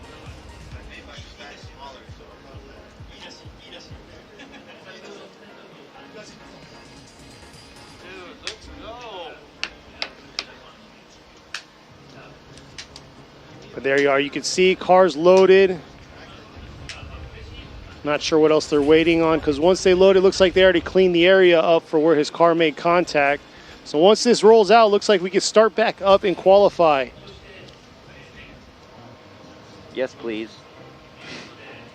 Yeah, unfortunately, this is, I don't know if they're going to be able to get all that repaired for the second run, and I'm pretty sure the team will work hard to do that. But Hanawa, unfortunately, that's an incomplete, and they are taking his vehicle off the track. So yeah, right now we have 28 more drivers left for the first round to qualify.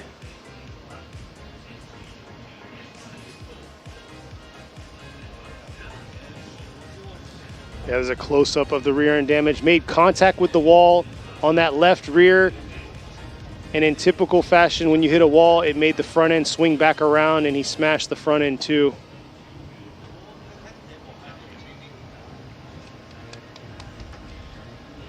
And speaking of walls, who is going to be at Irwindale next weekend? The final round of FDUS.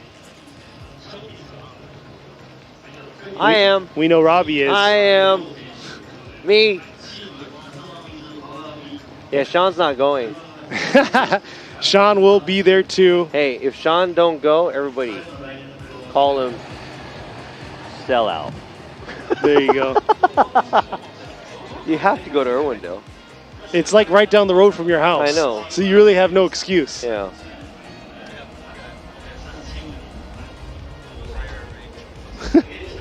But yes, I'll be joining them out there, yeah, checking we're gonna have it a out. good time out there. It's going to be a really good time. Come say what's up to us.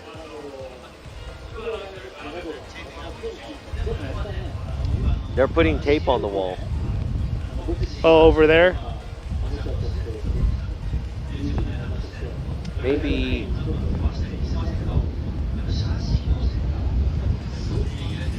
Yeah. Maybe Band-Aid or something. Maybe they should just put a no, marker duct there. tape. No, duct tape fixes everything, Sean. Well, not only that, but they're marking it saying, hey, please don't hit this part of it. Oh, yeah. It's already fragile. It says off limits. Yes. But here we are at the line. Looks like we're going to be moving on once again. Here it is. Another Team Kazama with power vehicles, JZX 100. You got number 8, Roy Okabe. Yo. He's been doing a good job this year. Roy. I can't roll my tongue right now. Here we go. Ryo Okabe is on the run. Woo! Look at that entry. It looks like a smooth initiation. A little bit tight on the line on the inside, but he makes it all the way to the outside of the outside zone 1. Nice switch back, and right here. Woo! Coming around that outer zone 3 there. Yeah, you see he got washed out a little bit after the outside zone 3. Yeah. But I think a lot of the area where he initiated on the outside zone 1 area, he did shoot in a little bit. And where we saw, let's go ahead and check this out one more time. In the outside zone 1 to the switchback. He's really committed, but right here, he goes straight into the outside zone 3 area. He does the same line that some of the other drivers do, where he should use more angle to slow down and, you know,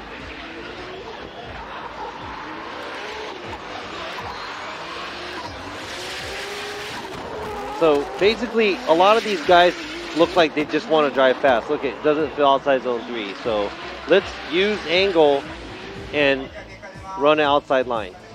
There you go, 84 Okabe.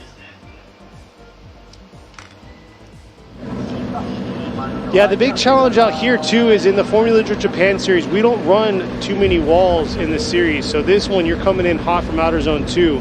But here we are next at the line. You can see him on the screen now, number 770, Yoshitatsu Kaneda and his Cusco Racing GR86. Here is Kaneda leaving the chicane now. Yeah, let's go fast. Bringing it around into the outer zone 1 after that 3-2-1. Here he is. Ooh, dipping a tire. A little bit of a correction halfway through that zone. Back around into the outer zone 2 here.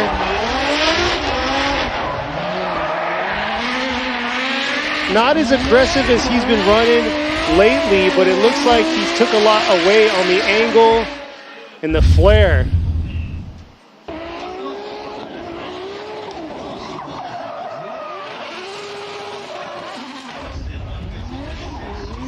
A lot of adjustment at the outside zone 1. And like you said, you know, overall, very careful approach to the outside zone 3. And see, I don't even know how to explain it, but when you're going to the outside zone 3, if it looks calculated, where there was no fear of, is he going to go into the wall or not? It looked like he's going to make it. And when it looks like that, that means you're not as committed as some of the other drivers where it's like, oh my God, he's going to go into the wall. Nope, he's not going to go into the wall. Like right here. When you gradually get closer to the wall with the shallower angle, it's easier to run by on the wall or the outside line. And there you are, 84 Kaneda. Wow, so 80 must be like the trend. Are we all like scoring the same thing or something? All right, at the line, ready to go. You got number 125, Yoshichika Tamagawa in the Car Guy Racing JZA 80 Supra. Yes, Tamagawa, another exciting driver to watch. Here he is leaving the chicane now. Let's see how Tamagawa's going to do. Bringing it around through that 3-2-1, getting right back on it into this outer zone 1 here early on right there. Right on that edge of that rumble strip, back around through the touch and go. Nice job through that touch and go. And here he is, real aggressive through that outer zone 3. There you go, a little bit of adjustment outside zone 3. Nice job by Tamagawa right there, finishing strong through that inside clip. Yeah, so this looks like a more of a good flow instead of, you know, trying to go less angle and go straight into it.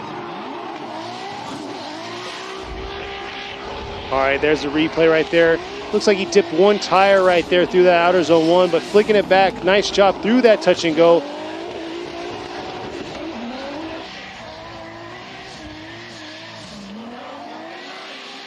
A lot of commitment through that run.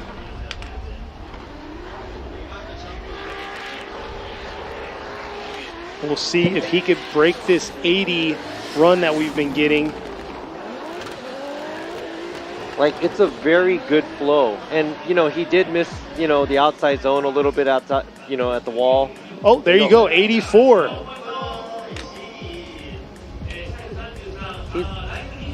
He's actually leading right now. Yeah, leading the qualifier right now with the 84. Well, that's a little early. We still have about 20-something cars to go. Cars. So here we are. Next up at the line is number 6, Katsuhiro Meguro in the Nissan Origin Labo JZX 100 Mark II.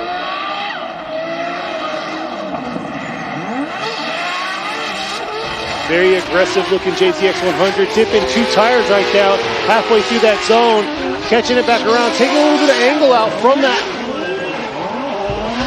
touch and go to that outer zone 2, and you can see how he just let the car settle, approaching that outer zone 3, not as deep as he should have been.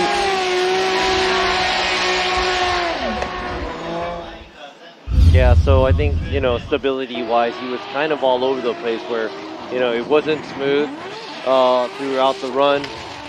And, you know, the amount of angle he was pouring on from outside zone 1, then right here, look at the touch and go, very shallow. And kind of late into the transition going to the outside zone 2 on the left side. So, I mean, I would have to say, you know, most likely that's probably going to be an average score. Yeah.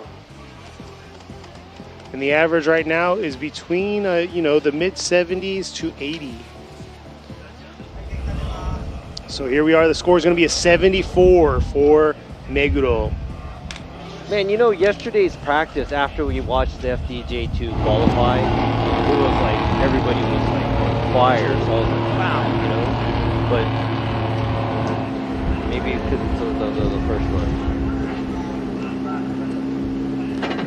Yeah, and now we got some overcast skies going on right now, but there you are, leaving the chicane now is number 80, Yuta Komatsu in the Komatsu Racing Lexus IS. Here it is. Kind of a safe approach going to initiation. Missed the beginning of outside zone 1, a little bit of layering. Nice angle at the touch and go. Nice wall ride there. There you go. It looks like, you know, the later half of the track after the touch and go area, it looked like it was very, very good. But I would have to say, you know, the points that we are going to be deducting is most likely going to be where the initiation is and the outside zone 1 area. Yeah, definitely clean. Look at this touch and go, huge angle, coming back around through that outer zone 2, and right here rides the wall. Full throttle all the way around into that inside clip to the finish. Nice job on that second half by Komatsu. Yeah, very good job. I'd have to say, you know, the angle that he threw right here at the touch and go, I really like that. But when he did switch back from the touch and go angle, took a little bit away. He took a little bit away. So he kind of threw that away there. It could have been, you know, a little bit more. And I think if he did that, he would have been a little bit deeper on the wall as well. Because when you look at it from the top, you see that gap in between the car and the wall. And there you go, 83. Not too bad for a first qualified run, but yes, he needs to tune in and square away. Hopefully a spotter caught those spots that he needs to fix. So that's an 83. So he's currently second in the qualifier right now as of right now.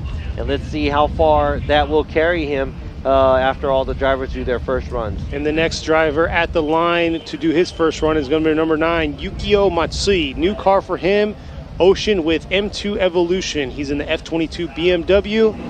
Let's see how he's going to do. I think he's got an LS under the hood.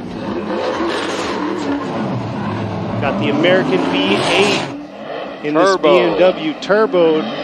Let's see how he's going to run here. Debuted the car this year. Nice initiation is right there. He does build the zone, the outside zone 1, but right there, look at that. Nice way of using his angle, and boom, that's what I'm talking about. Matsui does a great job, and we saw Komatsu do a good job from the touch and go, but I like this one better. Oh yeah, the flick back around, switching back into the outer zone 2, like phenomenal job.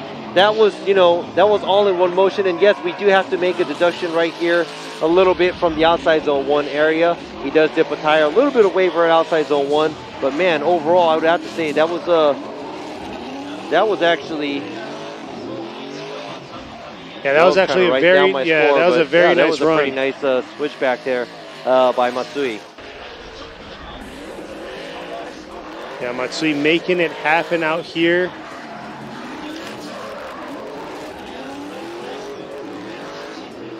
Right there, around outer zone 3 there, into this inside clip. Strong finish.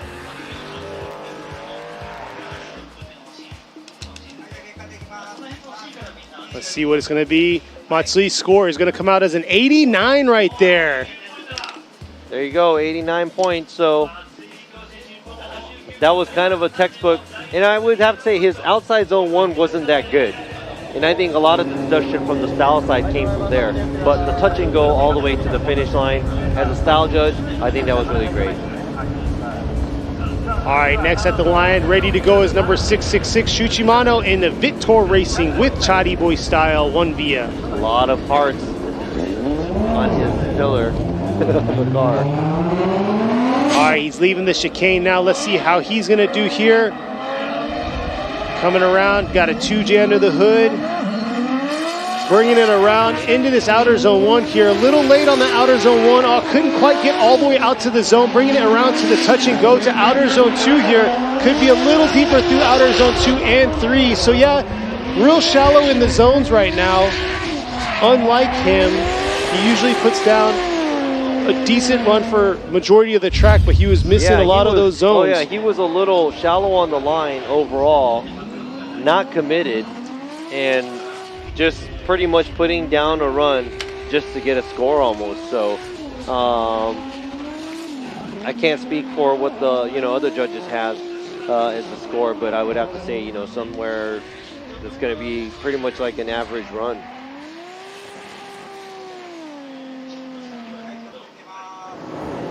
All right, here we are. 72 for Mano.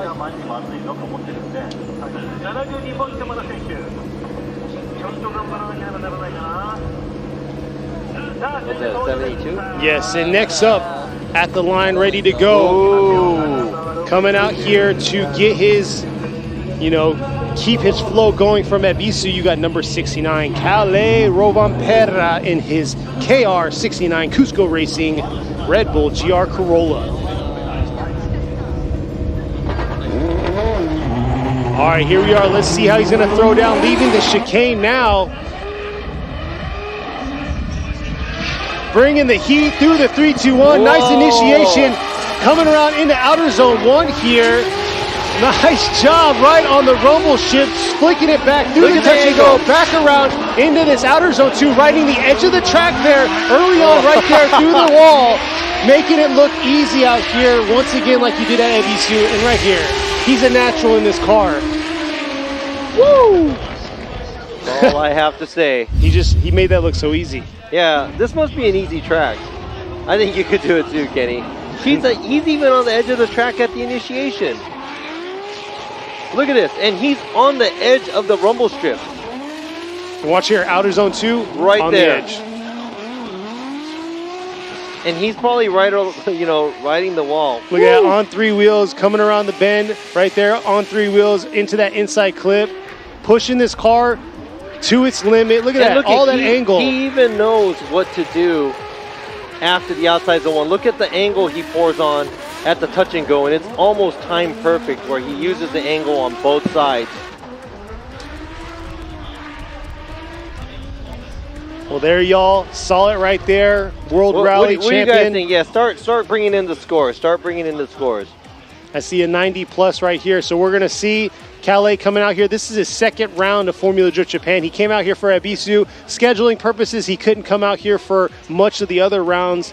And fortunately, he was able to join us here for the final round of Formula Drift Japan. Hopefully, we're going to see more of him next year joining this series. This car is definitely fit for him. And look at that, riding the edge every point of the track where he needs to be, positioning the car where it needs to be. Not bad at all by Calais.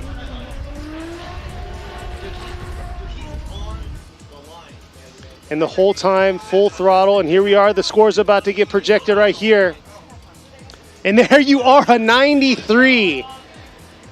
93, and there's a lot of cars coming up, and wow, way to set the bar right there. First and run. You know what? That's the first run.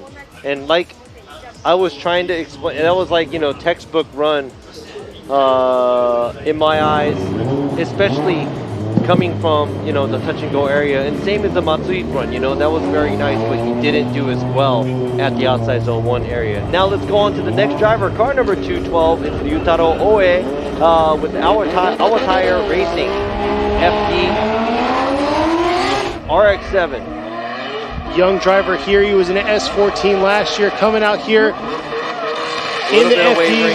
Yeah, a little waiver, approaching this outer zone 1, super shallow, not able to make it into that zone, which is going to throw him offline here through the touch and go and into this outer zone 2, dipping a tire right there. Whoa. Let's see if he can hang on to it right here.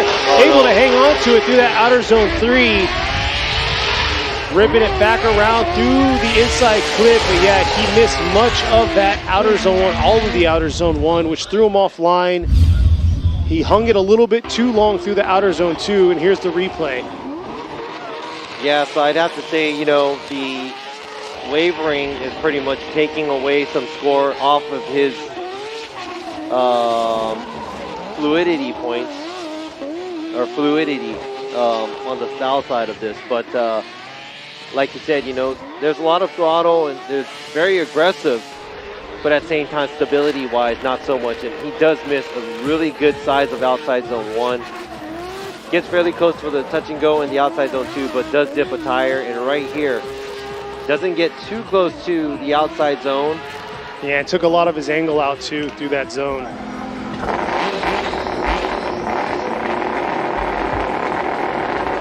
And there you are, 70 is going to be his first qualify run.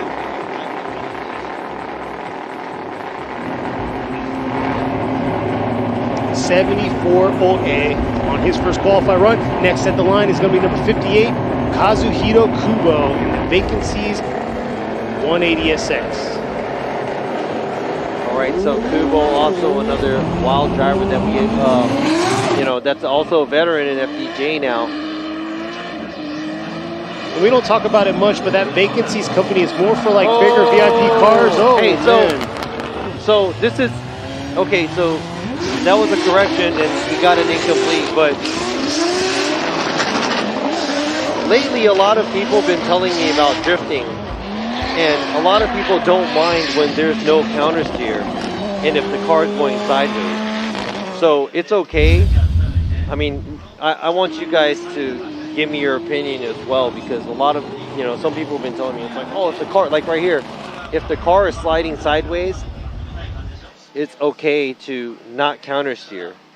So when we give incompletes for, you know, understeering, they think we're being harsh. Or I thought counter steering for rear wheel drive drifting was drifting, but for some people it's not, I guess. So I don't know. I don't know what the world is coming to.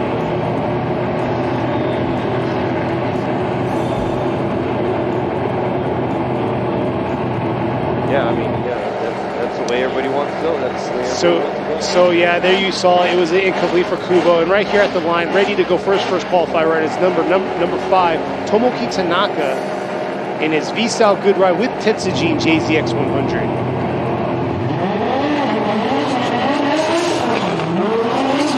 All right, so another wild driver here, and look at this matte black and gray, mean-looking JZX. Driven by Tanaka. Coming out very aggressive right there. Right on the inside strip of the rumble strip. Coming around to the touch and go in outer zone 2 here. Carrying a lot of energy through that outer zone 3. Coming back around into this inside clip. Not a bad run by Tanaka. Very aggressive, but once again, similar to some of the other drivers where the stability of the run might be a little bit right here, trying to figure out a way to go to the outside zone 1. He looks like he gets into outside zone 1 a little late. And right here, the wall ride area does a good job and looks committed. So that's the area where he will be gaining a little bit more points in the style side of it, but stability-wise,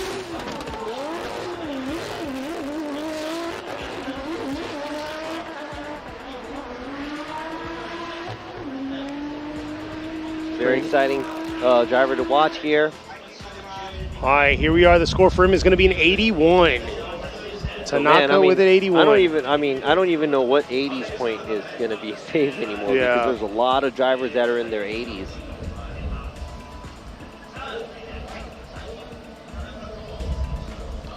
All right, at the line, ready to go is number 61, Mao Yamanaka in the Good Ride Motorsports A90 Good Ride Supra.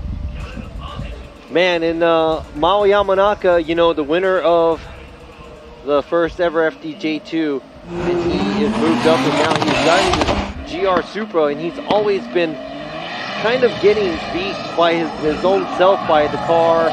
Hopefully everything goes well with his car so he can lay down a clean, solid run. But he's a little shallow right there through that outer zone 1. Coming back around, coming in real hot into this outer zone 3. Didn't find himself at all anywhere close to that outer zone 2, unfortunately. And like you said, looks like he's struggling to get the car in the zones.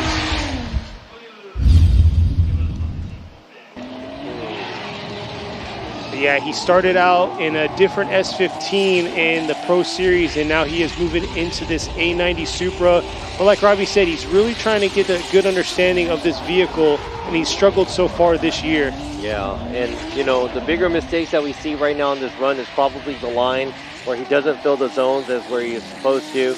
And you know, I think running a shallower line kind of affects everything else as well. And there you are, 79 for Mao Yamanaka's first run.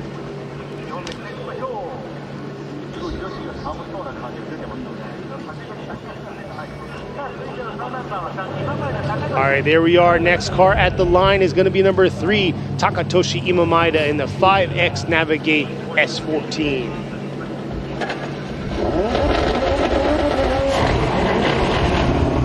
Yes, and another, I keep saying wild driver, all these drivers are He's wild, a very, this one's a very wild driver. Look at that wing right there. Oh my God.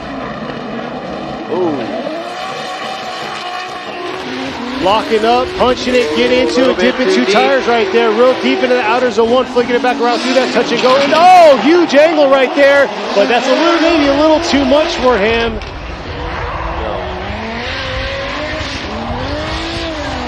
Coming around from that touch and go, unable to get himself transitioned into that outer zone 2, huge flick, maybe a little too much. Yes, we want it to be aggressive, but we want it to be a solid lead run, because right there that would have been very unchaseable, because here he is coming around outer zone 1, dipping 2 tires, bringing it back around real subtle, but then here you go, huge flick, not even close to the zone.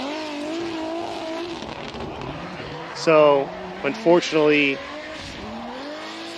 like we were saying earlier, very wild driver, and that just shows he got a little too wild. Yeah, we were gonna, you know, if he was able to execute that clean, where he wasn't, you know, doing a backwards entry there, and the line was on the outside, we understand, but that would pretty much be an unchaseable lead, because it's like, what is a chase driver supposed to do, where he's hugging the line so much at outside zone 2 to 3 area, throws a lot of angle and kind of pauses, so most likely that's not going to be a scored run for the first run. So hopefully for the second run, he should be able to, you know, make a cleaner run, take it to the outside line and outside zone 3. And we do want to see the angle, but not used in that way. That's totally different from what we've seen in some of the driving that we saw earlier that's been successful. Exactly, and right here, next driver up, he's a 2022 Thailand Drift Champion, number 56, Ming Ming. He's in the Mr. DIY Linglong Tire Drift Team Orange S15. Yeah, I saw some of the drivers that I used to drive with in FD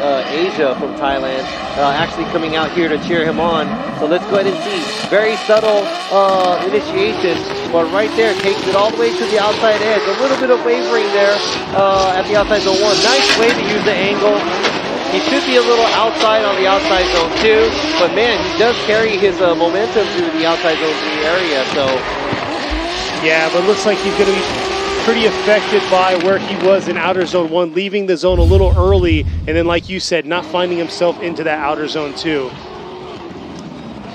So getting a run in the books, but we're going to see if it's going to be competitive to solidify a spot in the top 32. Yeah, so check this out right there. Boom. Nice angle there. Yeah, I really like that. You know, there are a lot of areas that he has to work on, but that's kind of what we want to see. Drivers using the angle to slow the car down.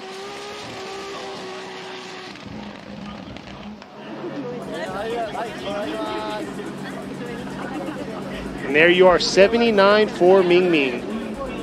So that's the young driver all the way from Thailand, his first run with the 79. Let's see what he can do for a second.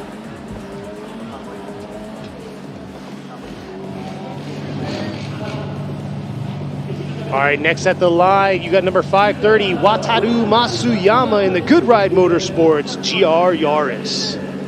So this driver, driving in FD USA last year for a whole year, taking a break this year, concentrating himself in the Honda system and now driving this GR Yaris. Man, smoking the tires through the chicane, keeping them smoking, coming around through the 3-2-1 into outer zone 1 here. Nice job riding the line. Looks like he adjusted himself a little, taking a little bit of angle away, bringing it back around through the touch and go into this outer zone 2 here. And I gotta say, he's carrying a lot of momentum through this track. Still trying to find himself into the zones. But man, Masuyama, whenever he transitioned from that 350Z to the Yaris back in Ebisu when he totaled the Z, probably was a good move for him because he's doing a phenomenal job in this car, controlling it, handling it, and making it happen. And I gotta say, when he first jumped into it, he said, I don't like this car at all. Yeah, he didn't like this car, but he also got a win. Exactly, a few wins, yeah. Podiums. And get on the podium with this car, so it looks like he is pretty much comfortable in the car. There you go, 84 for Masuyama.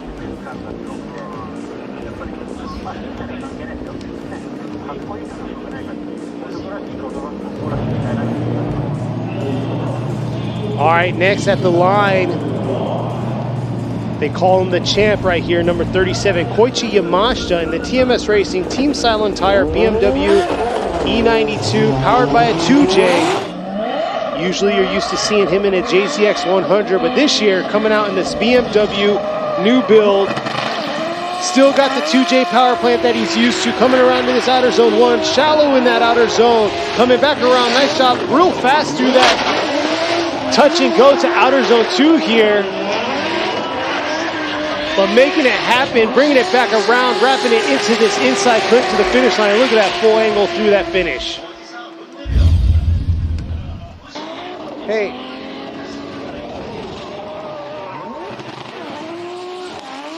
Here he is coming around. Shallow right there. You could see he could have been a little deeper through that outer zone 1.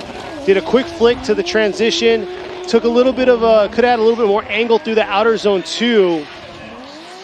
But right here, nice hug on that inside clip, carrying that beautiful angle through the finish. Right here, see? Robbie talked about it earlier. He wants to see a harder flick through that touch and go and then transitioning back around to the outer zone 2. So definitely needs to work on the touch and go outer zone 2 area of the track. Because it almost looked like he kind of sped his way through. He's just trying to drive fast through the track. Yeah, there you are, 85 for his first qualify run. So, an angle, come on, man. It's like, come on, man. There was not much angle. Like, I'm a judge, and I kind of disagree with what's going on right now. But it's like, man, everybody wants to just speed through the track and drive fast. Why don't we just start drag racing then? Blows my mind. Next up at the line is number 77, Yusuke Kusaba in the Team Cusco Racing GR86. All right, here Kusaba coming in real hot through that 3-2-1. Kusaba's been stepping his game up in this GR86 right there, coming around, dipping a tire right there. Look at that, a lot more angle than the previous run, coming through the touch and go around this outer zone 2 here. But couldn't find himself in that outer zone 3. Struggled through that outer zone 3, but back around into this inside clip here. Nice finish by Kusaba, but he needs to clean that outer zone 3, the transition from 2 to 3.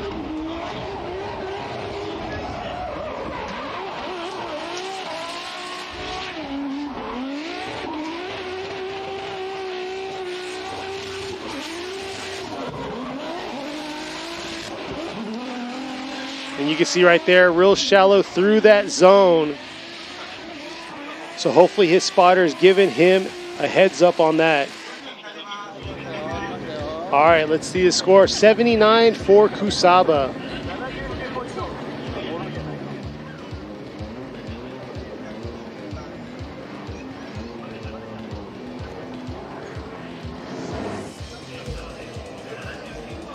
All right, rolling up to the line. Coming all the way out from New Zealand right here, number 123, Mad Mike Woodette in the Team Magic with Red Bull FD3S RX-7. And you guys, if you followed us last round, he destroyed this car at Okuibuki. But man, his Team Magic team made it happen. Look at that. It looks like a brand new RX-7 off the showroom floor. Beautiful, clean, ready to go and make it happen. And this driver right here loves to entertain, loves to make it happen. Here he is leaving the chicane now. Coming in real hot through that 3-2-1. Oh! Something went on. Oh, wow.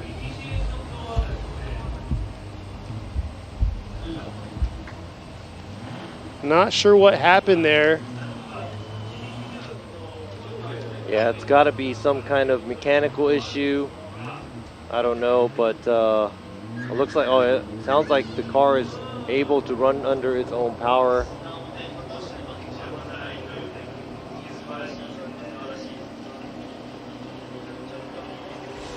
Yeah, so Matt Mike Woodette is now having to sit on an incomplete for his first run.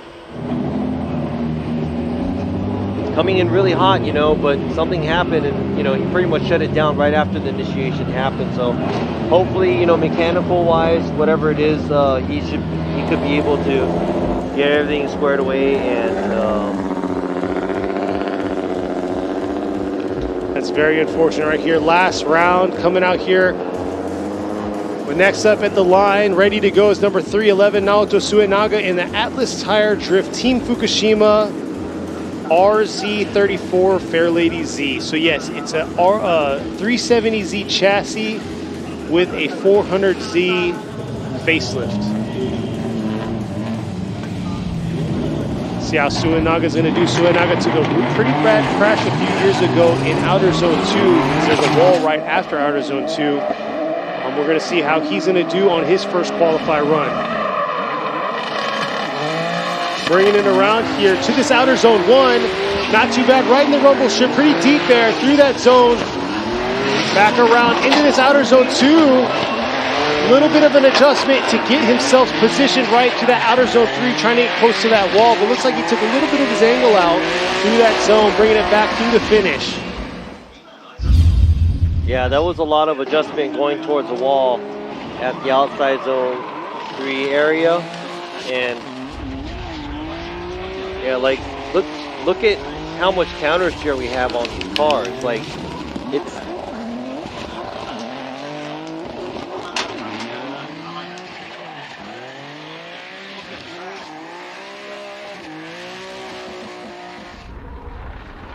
Here's the bird's eye view here, the chase by the FPV drone coming around this Outer Zone 1. A little bit harder of a flick needs to be done by him. There you go, 79 by Suenaga.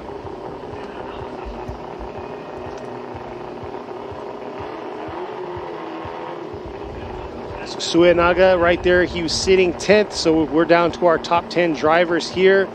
Sitting in 9th is the next driver. About to pull up to the line here. Waiting for him to pull up now. Down to our last 9 drivers. This is the first round of qualifying for round 6 of the 2023 G-Shock Presents Formula Drift Japan Series here at the Okayama International Circuit. This is determined who's going to be the champion of 2023. Right now, the point standing, the top 7 drivers are actually pretty close to one another, and it could be anybody's game. And right there, you got Takamoto Katsuta. He's with the GR. They got a live stream right there going. Sorry, he's the driver for the, what is it called? We had the WRC GR Yaris out here making it happen. He's right there getting interviewed by Nobuteru Taniguchi. But yeah, he was out here giving a demo of one of his vehicles, you know, doing some donuts, making it happen, showing the all-wheel drive drifting in their GR Yaris.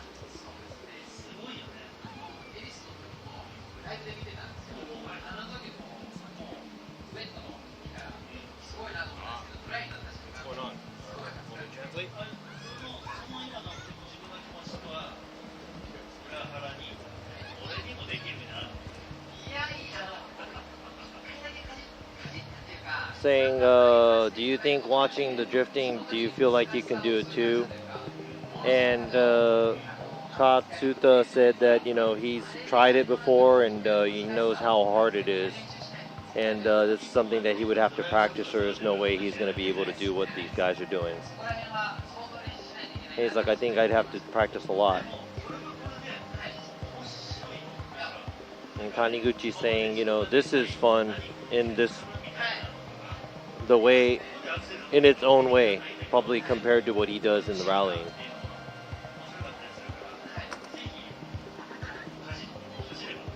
Yeah, then he's telling him and recommending him, it's like, hey, why don't you try it out some more? And he said, you know, if I have an opportunity to do that, he would love to. And he's trying to practice, you know, where hidden practice, and he's going to try, you know, to get better. And, you know, he said he does really understand the beauty of the sport and how fun the sport is.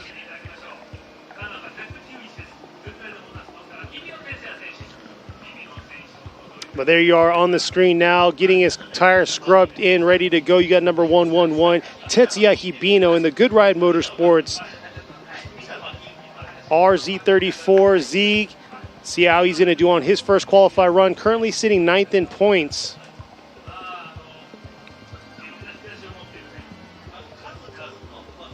Here he is coming around the bend to the start line.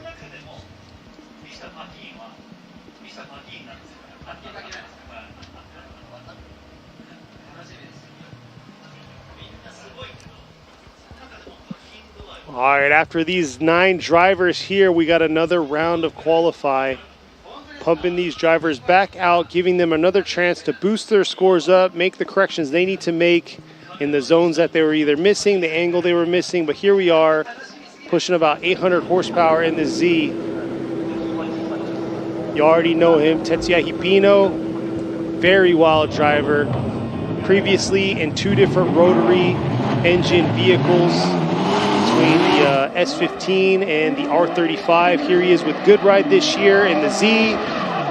Look at that angle coming out of that 3-2-1, correcting it, coming back around into outer zone 1 there, back around through the touch and go. Very extreme driver, a lot of angle through that outer zone 2 into that outer zone 3 here. Into that inside clip, strong finish by Hibino. Let's check out the replay here. Look at this. Huge flick by him, almost like a reverse entry. Not what they need to have. Definitely unchaseable if you're coming in like that. He was able to carry through. He was doing this just like the same way at Okuibuki whenever he came up to that outer zone 1 against the wall. Hard angle, but he was able to transition, carry it through to that outer zone 2. And there you are, the official not chaseable due to that hard flick. Looked good, don't get me wrong, looked beautiful with that hard flick, but he had to save it. Huge correction, counter steering back around. But we'll see how he's going to do on his second run. As the canola goes right here, coming all the way from the West Coast, you got number 21, Ken Gushi, and the Team Kazama with Power Vehicles Lexus IS 500 F-Sport Performance. Leaving the chicane now, making it happen. This car, this big body four-door here, he's making it easy. The way he drives this, ripping around into this outer zone 1 right there. Looks like he's right on the edge, bringing it back around through the touch and go. Right on the edge of the track for outer zone 2 and against this wall here into outer zone 3. Nice job, nice control of the vehicle by Ken Gushi. Smooth finish. Yeah, I think the Ken Gushi going through the outside zone 3 area, that was beautiful. And the way he carries his vehicle was very good. The only bad part was when he was approaching outside zone 1, it looked like he had to. It looked like he was almost not being able to go, and the car kind of was waiting for it to charge and start going and find traction or something. So other than that, it looks like he did, really good on the line right here. And it is hard to trace the outside zone 1 from the beginning, and a lot of the guys will cut in from the middle of the track. So looking forward, look at that wall ride, probably one of the closest that we've seen today all day. So looking forward to a good score right here. Exactly, and here we are. Here's the score for Ken Gushi, 85 for Ken Gushi. He's got a busy week ahead of him between this event and then next weekend at Irwindale for his final round of FDUS. So 85, he'll have one more chance at qualifying. Another score right here. We're at our seventh finisher right now. He's at 555, Yukio Fausto in the Side X Japan with Silent Tire and Liberty Walk S15. Yukio Fausto, fan favorite out here on the live stream. Let's see how he's going to do. Leaving the chicane now. Like I said, he's sitting 7th. He's still a contender. Let's see how he's going to do here. First qualify run through the 3-2-1 into this outer zone 1 here, screaming into the zone. Dipping 2 tires. Oh, a little wavering adjustment through that zone, unable to get to the touch and go, carrying through. Wow, his car screaming in. Oh, and he's shutting down right there after outer zone 3, huge correction. And you can see there was wavering there. He was early on into the touch and go and unable to keep it into that outer zone 2, throwing him offline to the outer zone 3.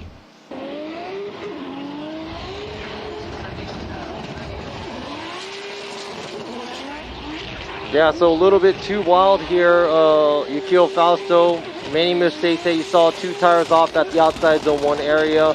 A transition a little too early at the touch and go, and he shuts it down after the outside zone 3. So I don't know if there's something wrong with his vehicle, and maybe he couldn't get everything together. Hopefully he could put everything together for a second run. All right, next already ready to go at the line is going to be number 774, Hokuto Matsuyama in the Cusco Racing A90 Supra. And I got to say, hats off to the Cusco Racing team, rebuilding, getting his car squared away. His engine he had engine failure yesterday during practice, and they had to tear the car completely apart, swap the engine out. And here he is, able to compete in his first qualify run. Throwing down here through the 3-2-1, coming in hot into this outer zone 1 here. Nice job. Dipping a tire though right there. Coming a little too hot through this touch and go back around into this outer zone 2, right on the edge of the track, right back on it through outer zone 3. You can hear the throttle wavering though. Made a little bit of an adjustment through that outer zone 3. But it sounds like the car is running very strong and he's ready to compete today. Hopefully he can get a spot into the top 32.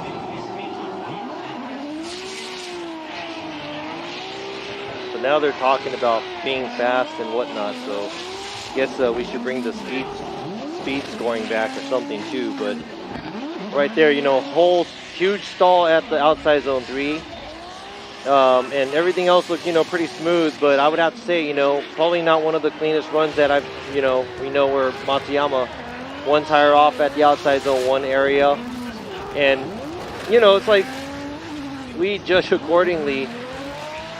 We have to look at these little things here and there, and some of the people watch it just as an overall. So, I think we should be going into, the judging style that they have in the U.S. where it's just 100-point and X Factor and all that other stuff. I really think that it should be changed up. All right, there you go. 82 for Matsuyama's first qualify run.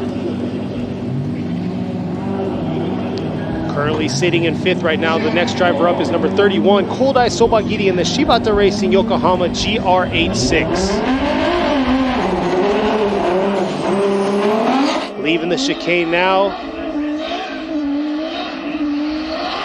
Here he is coming around into this outer zone 1 here. Sobagiri faced off with Kale in Ebisu, and here he is coming around that outer zone 3. Back around through that inside clip. Needs to find himself a little bit deeper in that outer zone 2. Harder flicks through that touch and go outer zone 2 region. Let's see this replay coming around into this outer zone 1.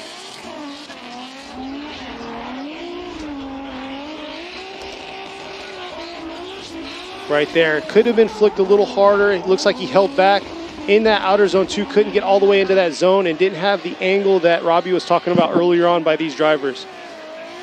Like I said, currently sitting 5th. Ebisu Circuit, he had to battle it out against Calais. They did a one more time battle. He did a phenomenal job. Probably the best tandem battle we've seen him do all year, and he stepped up his game, but it looks like he's got to step it up a little bit more today for qualify, especially in that middle section right there. He got 83, so middle section between the touch and go and outer zone 2. All right, here we are, down to our last 4, number 57, Kanta in the Linglong Tire Drift Team Orange JZ X100 Chaser.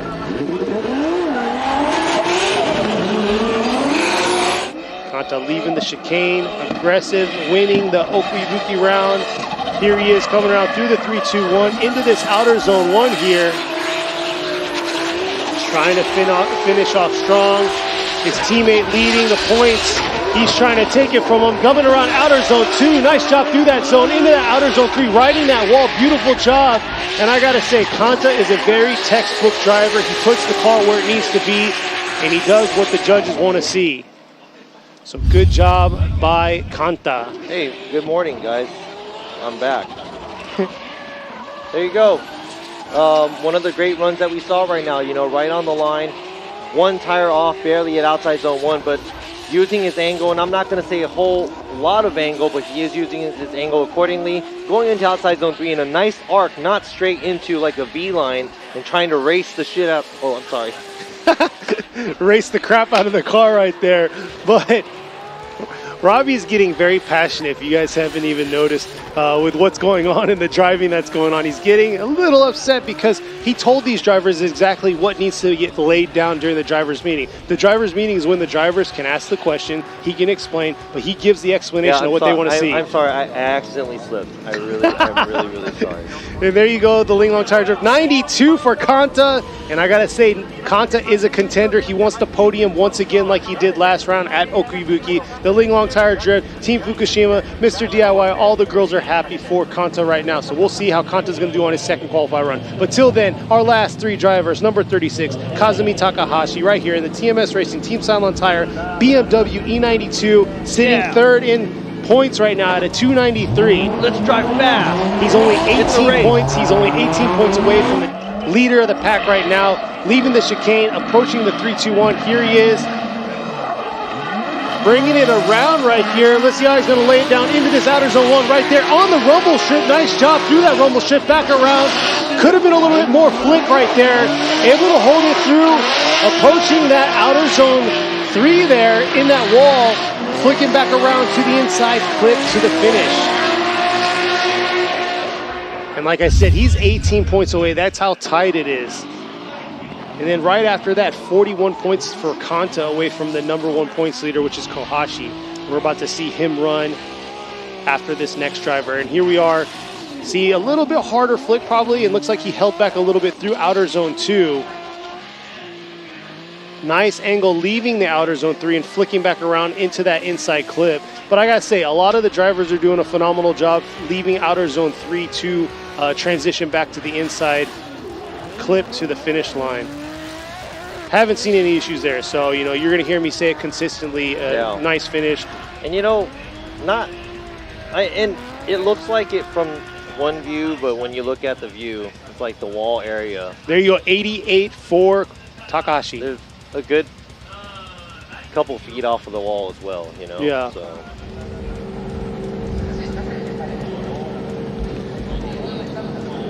Next, there you are, the young 14-year-old driver right here, 771, Hiroya Minoa, sitting second in points right now in the Cusco Racing GR Yaris. He's sitting at a 302, 9 points away from Kohashi, who is in the lead. And here he is coming around through the 321 into this outer zone 1 here.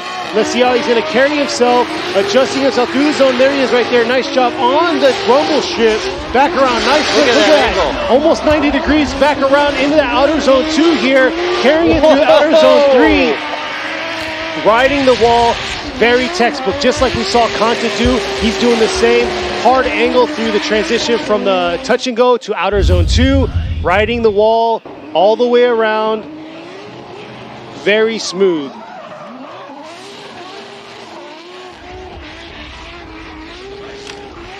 There you go. Just to let you know, when your car is sideways, it doesn't go forward because it's sideways. So when you're looking at a car, and if you think it's slow because it's sideways, you're wrong. It's sideways, that's why it's slow. When your car is going straight, it's faster. Period. It's science. It's physics. That's all it is. We're talking about drifting and everybody always wants to drive fast. Then go drag race. You got a point there. But here we are. Let's see what Hiroya Minoa, 91 for Hiroya Minoa on his first qualified run. Currently, it looks like he's sitting third.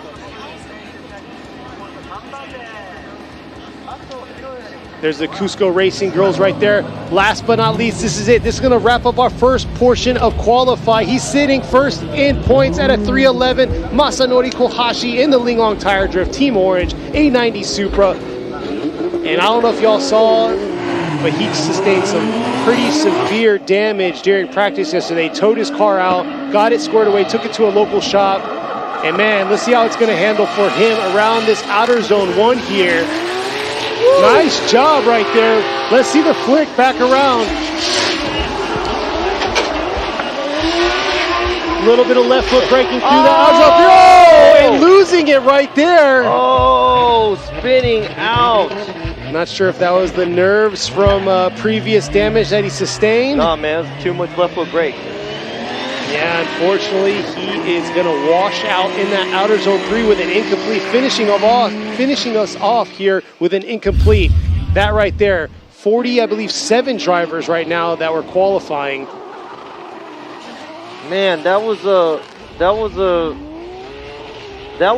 pretty solid run by Kohashi all the way up into the outside zone 3, but it looked like he might have left foot brake a little too hard.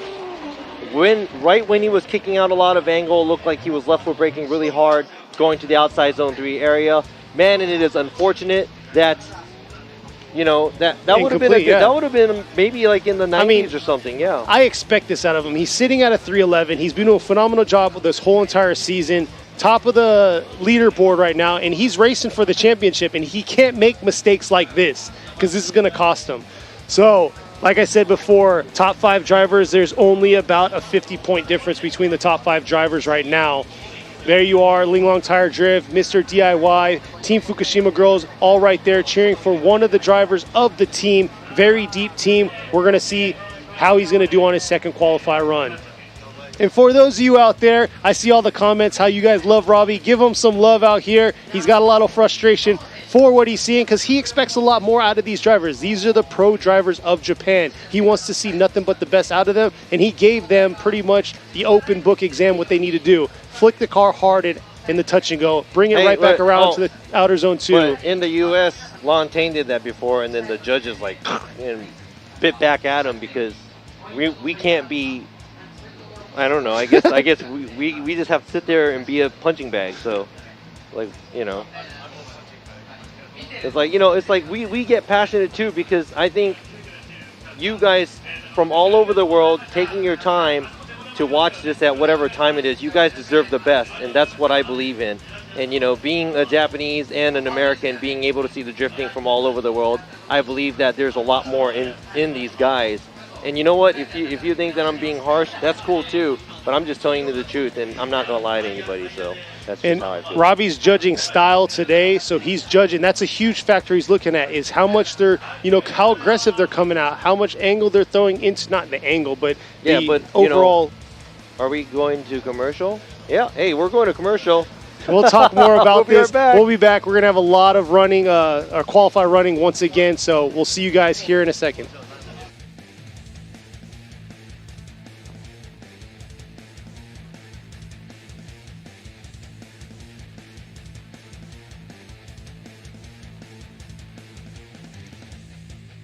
Psych. Hey, that was really good commercial break that we had just right there. Those nice, dude. I like the third commercial that Oh they yeah, played. the new Team Kazama, or not Kazama, Yes. the Motis commercial. That Yes, was really there you good. go. Yeah, but here yeah. we are. We're right back in it. We're gonna do the second run of qualifying here. I believe it's 47 drivers. I'm not sure because Horiyushi might have had a failure in his engine. He might not be able to qualify, but we're gonna find out here shortly. But this is it. Last round, final round of the 2023 G-Shock Presents Formula Drift Japan Series. Round 6 out here. This is it. This is the last time you're going to see all these cars do a qualify run in 2023. We're out here at the Okayama International Circuit in the Okayama Prefecture. Beautiful facility. We're actually staying on the premises. All right, so here's some news for you.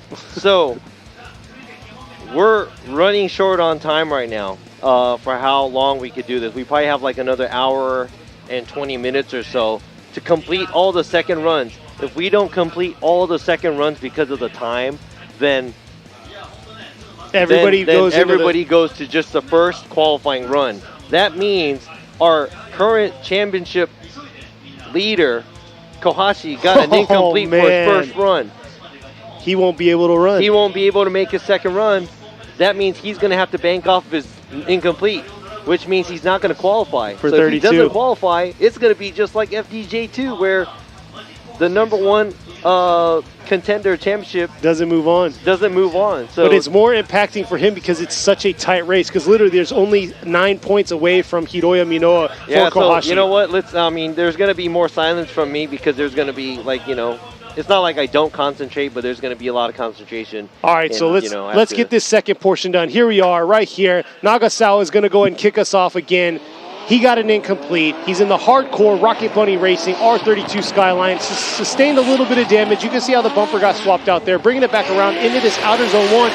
Not too bad through the zone. Looks like he's leaving a little early, and here he is, kind of rushing his way through. But look at that hard flick. He's got to save himself. Yes, oh! Taking the whole back end right there on the car. Woo! Man, the final round here, he literally threw it hard. You can see right there the damage. Very extensive. Man, he strapped in and he just gunned it, hoping he can bail himself out of that outer zone 3, but you guys got to watch this right here. From the 3-2-1 here, wasn't looking too bad, but he left early right there out of outer zone 1, coming in real high through the touch and go, and tried to throw a lot of angle here to slow himself down, but you can see already on the wrong line right there, and just burying the car straight into that wall.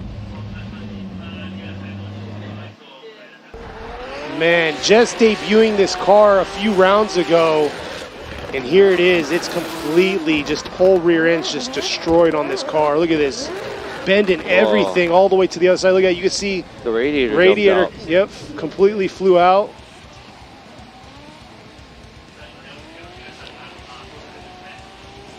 So yeah, that's going to be very unfortunate. That's going to be a second incomplete. He will not be in the top 32, but man, the impact that we've seen that wall sustain, not only this weekend, even last year with Sasayama's accident. You could see it online, I believe, the impact that he had. They had the in-cabin view. Hey, so they're kind of like, okay, Nagasawa, yeah, we're just talking about the time and we're running, short on time. But it's really unfortunate that, these guys drive, or these guys got these cars ready, they put so much money into it and so much time into it, and you have to respect that. But the way the Japanese side is talking about, they're like, okay, hurry up and clean it up, like get the car out of here.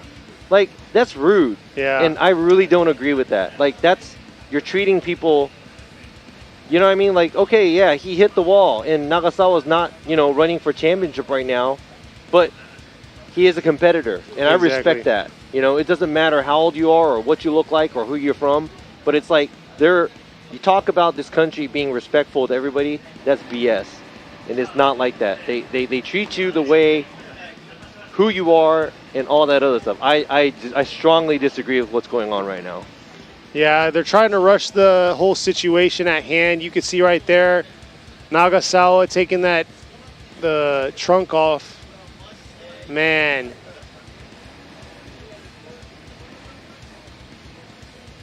That car was a beautifully built car. It's the hardcore Rocket Bunny Racing R32. Had a full Rocket Bunny kit around there.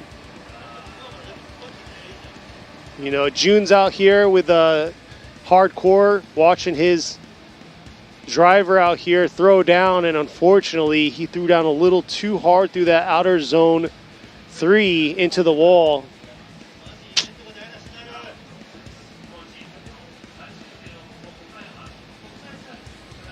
Not looking good though.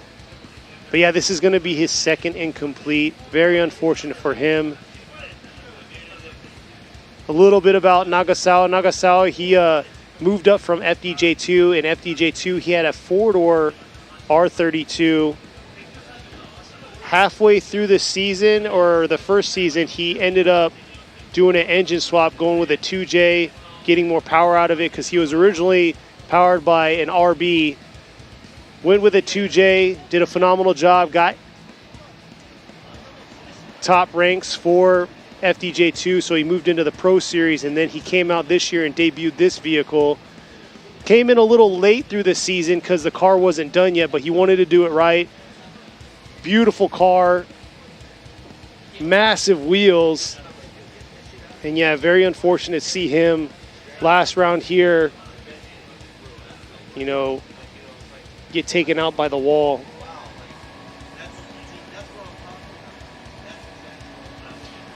This right here, this is our first start to the second portion of qualify. All drivers have already gotten one run in the books.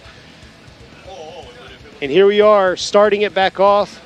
Nagasawa was supposed to start us off right, and unfortunately he met the fate of that wall, taking out the left rear of the car, but just repositioning the whole rear end of that car. And you could see, look at that damage right there.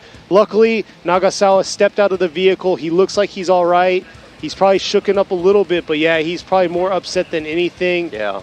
He helped clean up the car, get this thing squared away and loaded up. So it's good seeing him in good condition, in good health. But that's a pretty extensive accident that he just suffered with that wall.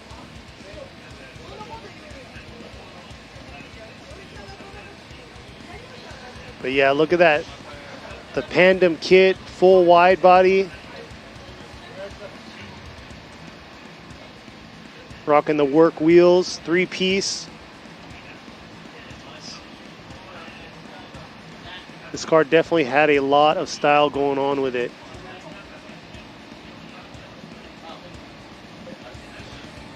But yeah, Robbie was talking a little bit earlier. If you're just now joining in, this is Nagasawa. He suffered accident. Outer zone 3, there's a wall right there. This is the second go of qualify. We've already gone through the 47, 48 cars. Trying to go back through before we lose all of our sunlight. We have about an hour left. We're trying to get a second run in here. So we're going to see how it's going to go, see if we can get the second run. And like Robbie was explaining earlier, if we're unable to get everyone a second run, then we're going to have to jump back to their first qualify run and find out who's going to be the top 32 drivers for this final round. This is it. This is the last round. And right now the championship, the top 5 drivers are contending. Actually, it's all the way down to the top 7, but the top 5, they're only 50 points, 52 points away from the points leader, which is Kohashi. And Kohashi currently is sitting on an incomplete. So Kohashi's hoping that we can pump through these 40-something drivers so he could get his second qualify run in and make it happen. Because if he can't, then he's not going to make it into top 32.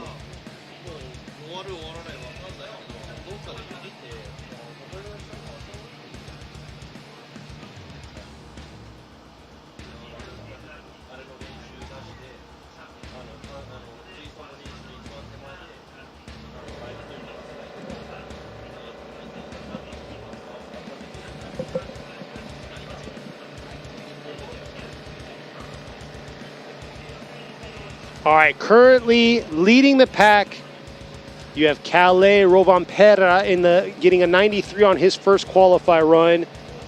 Right behind him, you have Kanta getting a 92. And then the next one, the young driver, getting a 91. Hiroya Minoa sitting. All right, so so if we lose light and if we can't run, there's a suggestion coming out maybe that if, we get like half through the second runs, and maybe we could do the other half tomorrow morning before any other practice. They just go out there, warm their tires up, and go. Yeah. I think it's better than not getting a chance at all. Especially just because it's a day. And you won't be able to see on a live stream. They're not going to do that. We're probably just going to do it without the live stream.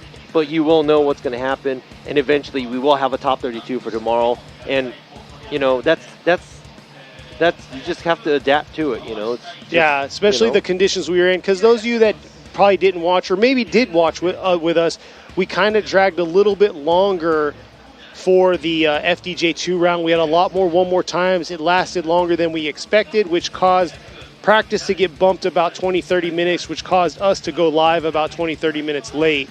So there you are. You can see him getting rolled off the track, but our next driver is ready to go. Hopefully we can make it happen, because I'd like to see Kohashi, really fight for his title out here, get his second qualifying run in. But here we are, number 73, Ikuo Saito in the Motis West Auto R35 GTR. He's got a 77 on his first qualifying run.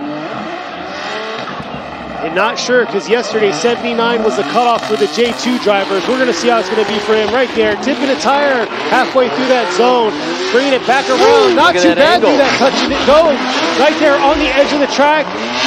Wow, look at that. A lot better than his first qualifying run with a 77. And man, you can hear the car screaming power just every time he lets off and gets right back on it. Things breaking up. From what I remember, the first run of Saito, it looks like he is able to pull off something a little bit more exciting than what we saw.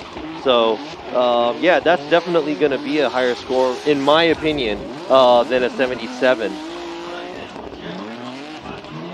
So we'll see here.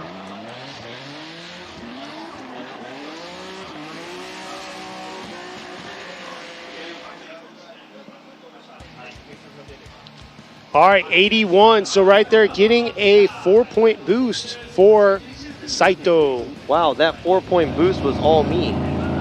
Because I gave him 4 more points in style. That was all me. His angle was pretty aggressive there, but we're going to see how he's going to go here. Nagayasu Miyagi in the Cargrad Racing ZN686 got an incomplete on his first qualify run.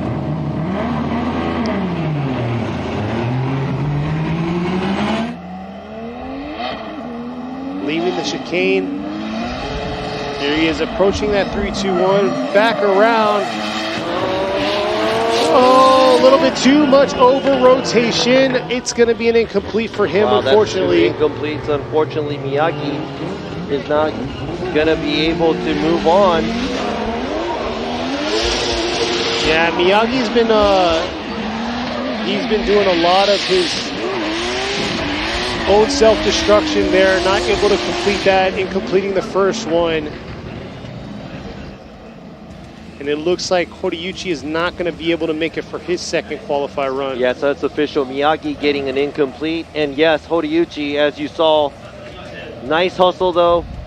Better luck for him in his upcoming journey. He is going to be back here in the Formula Japan Series. Hopefully he can get his car back together.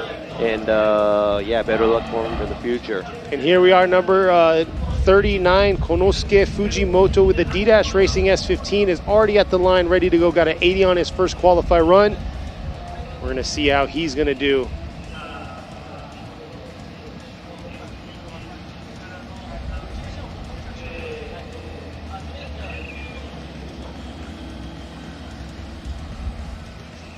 There you are, Fujimoto. We were talking about same car, just a refresh, full refresh this year.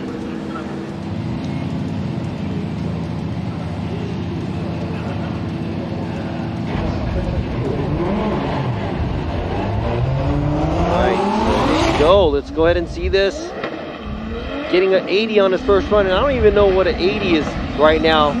going into the top 32 because there's a lot of cars with 80s and 81s, a lot of angle. It looks like he had to fix little the angle. Wavering though. Yeah, coming to the outside zone 1. Nice job through that touch and go. Ooh, right there. Flicking back around, holding on to it right there into that wall to the outer zone 3. Left outer zone 3 a little early there. Not the cleanest run, not as fluid as we thought it was going to be. A lot of wavering from the start. Yeah, that is going to be, I know for sure it's probably not going to be better than the 80 because of the wavering, and there's a huge error that he made at the outside zone 3 area.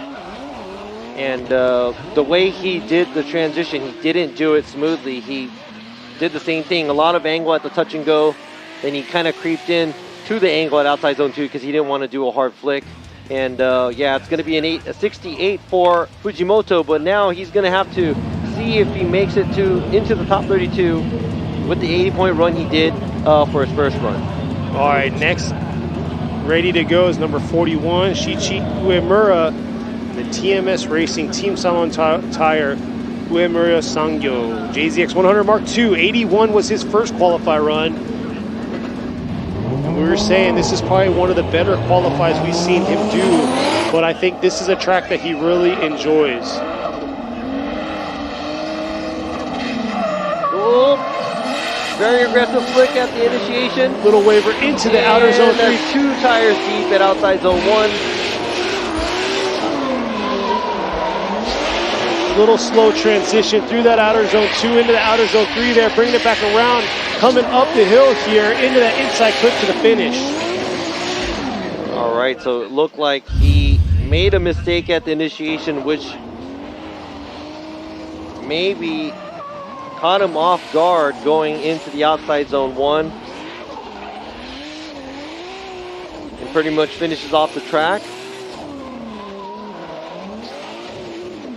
But, you know, I think he's getting really used to the outside zone 3 area in this vehicle. So there's, you know, just a few small mistakes that he makes that, you know, he does have to better. But, you know, like I said, the first one he got an 81. So hopefully that's going to be good enough for him to, you know, get into the top 32. Yeah, this time he got a 76, just like this driver sitting on a 76 right now, number 19, Okayama guy in the Good Ride Motorsports with Perfect Style S15. Yeah, come on. We want to see, you know, the old Ama guy that we had always saw, the super exciting, aggressive driver. And let's see if he's going to do just that. Let's see if he's going to throw down. Oh, looks like he might be throwing down this time. 3, 2, 1, hard flick there, coming around into this outer zone 1 here. Oh, leaving a little early.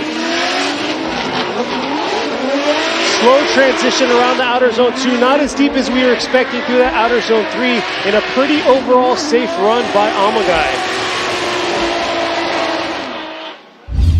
Man, I mean, it's kind of similar to what he did. It looked like he started off really strong, being aggressive at the going to the outside zone 1 area, but it didn't really follow through after that, and it slowly started to crumble after the outside zone 1, and, you know, even at the outside zone 3 area. And I think, you know, the line judge is probably going to dock him for some points there too because he wasn't too close.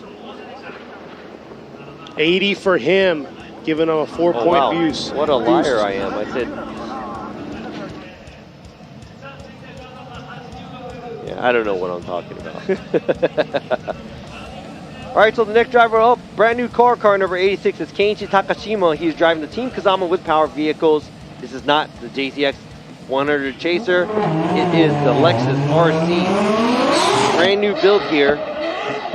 And like you said, just like the one Tanguchi drove and also Andrew Gray, it's not the same car, it's a new build. These are all new builds, different builds from one another. Here he is coming around. Kazama and Team Kazama with power vehicles has definitely got a good understanding of this vehicle and making it happen, ripping around this outer zone 3 there. Nice, I think, proximity it looked like to the outer zone 3, but overall the fluidity, he was kind of in and out, wishy-washy, but hey, he's going to get points on the board because he had it incomplete from the start. Yeah, so it looked like, you know, a little timid, obviously, probably trying to, you know, figure the car out still because it's brand new, but he looks pretty comfortable in it too. Eager to see what the other judges have to say in the score, and let's see what the overall score is going to be. in this brand new car.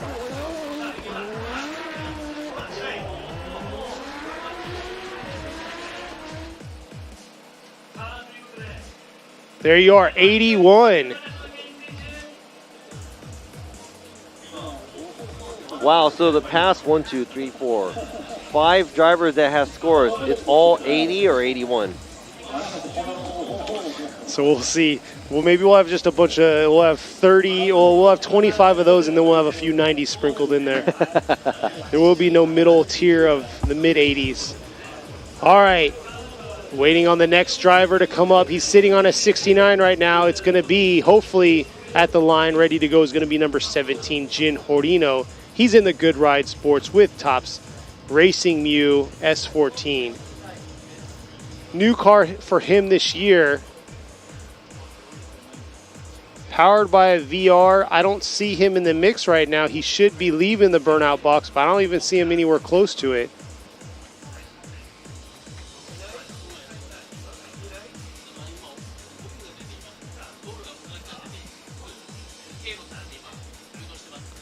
Robbie's trying to find out where he's at and seeing if we're going to be moving on, and he's going to lose his second qualify run because right now he's sitting on a 69, and that's not safe.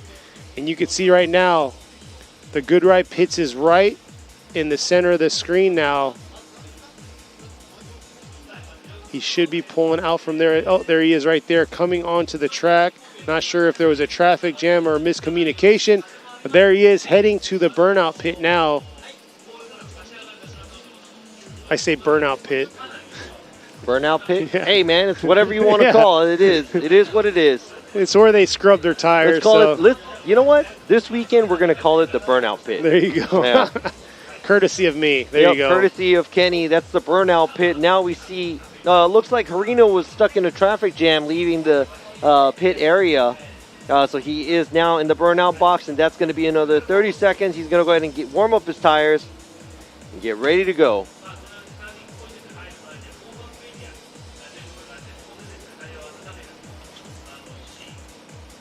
Thank you all for sticking with us. Yeah, thank you so much for and excuse us with, you know, the language and hey, don't mix. You can't mix us with that. That's you. You can't say us. Don't be throwing that blame on me. Goody. Cause man, Kenny, sellout. Oh man. I ain't a team player here with that. Man, I thought we were boys. I don't put up with that. I thought we were boys. My ears are burning from you right now. Thanks, Robbie. Nah, it's all good. I've heard worse out of his mouth. No, I don't. But here he is, Jin Horino, finally pulling up to the start line, ready to go, get his second run in. He's got a 69 right now, which is probably not going to be enough for qualifying in the top 32. No, it's not. So he's going to have to do something right here. And, yeah, Horino, you know, he's been on the podium a few times past couple of years, so he knows what to do. Man, he's got this VR under the hood. Look at that hard flick right there, coming around in this outer zone 1. Little throttle control through there, a little shallow 2, also in that outer zone 1. Nice flick right there, through that touch and go into this outer zone 2, but too much heat, can't hold on to it, and that wall creeped up on him quick. He wanted to save it, and then he realized, I'm good. So I don't know, 69 might not be enough for him.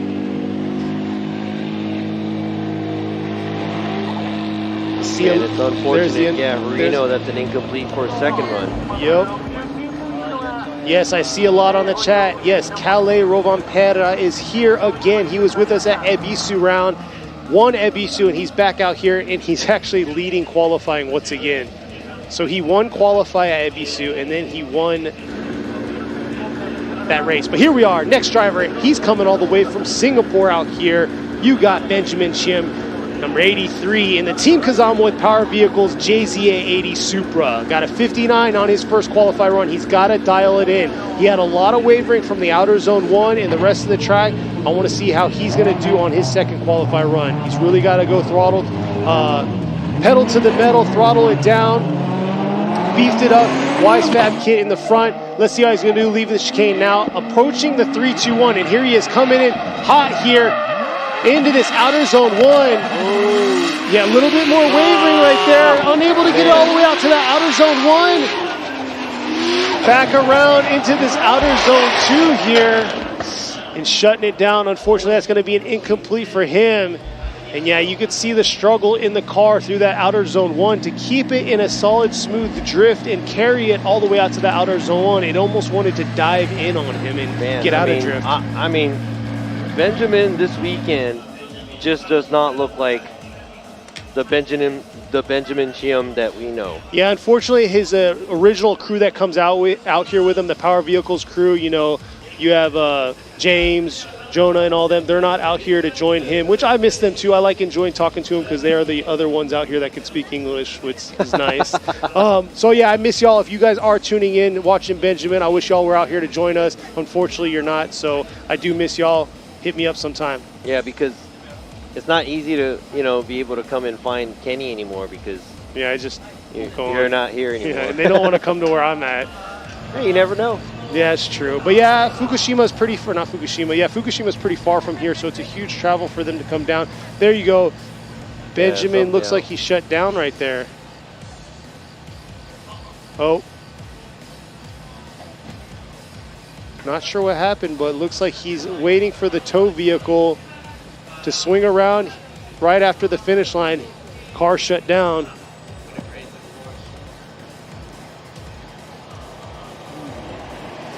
And you can see the overcast skies.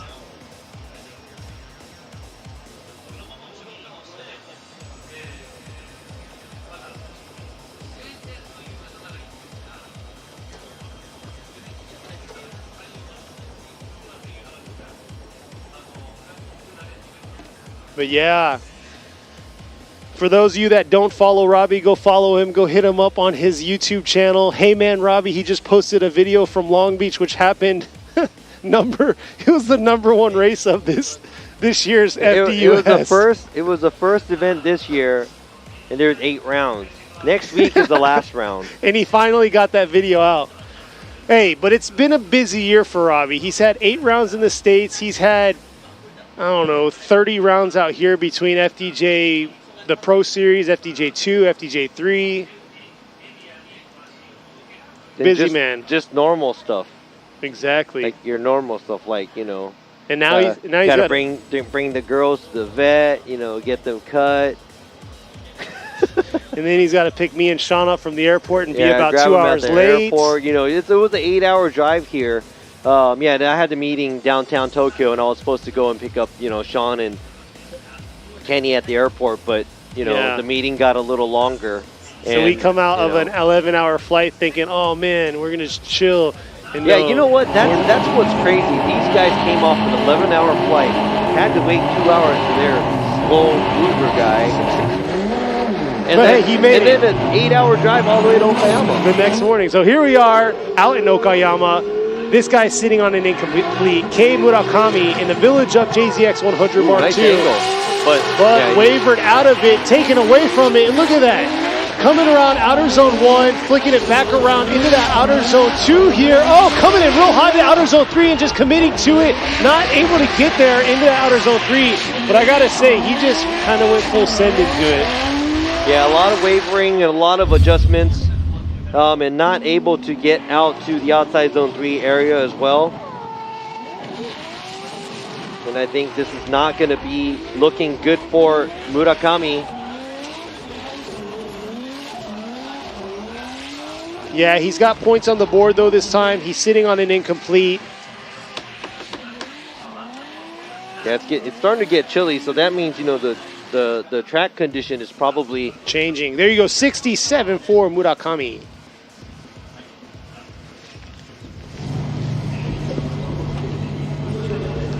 We're all up here putting our jackets on now. It's getting a little chilly. We got a breeze going.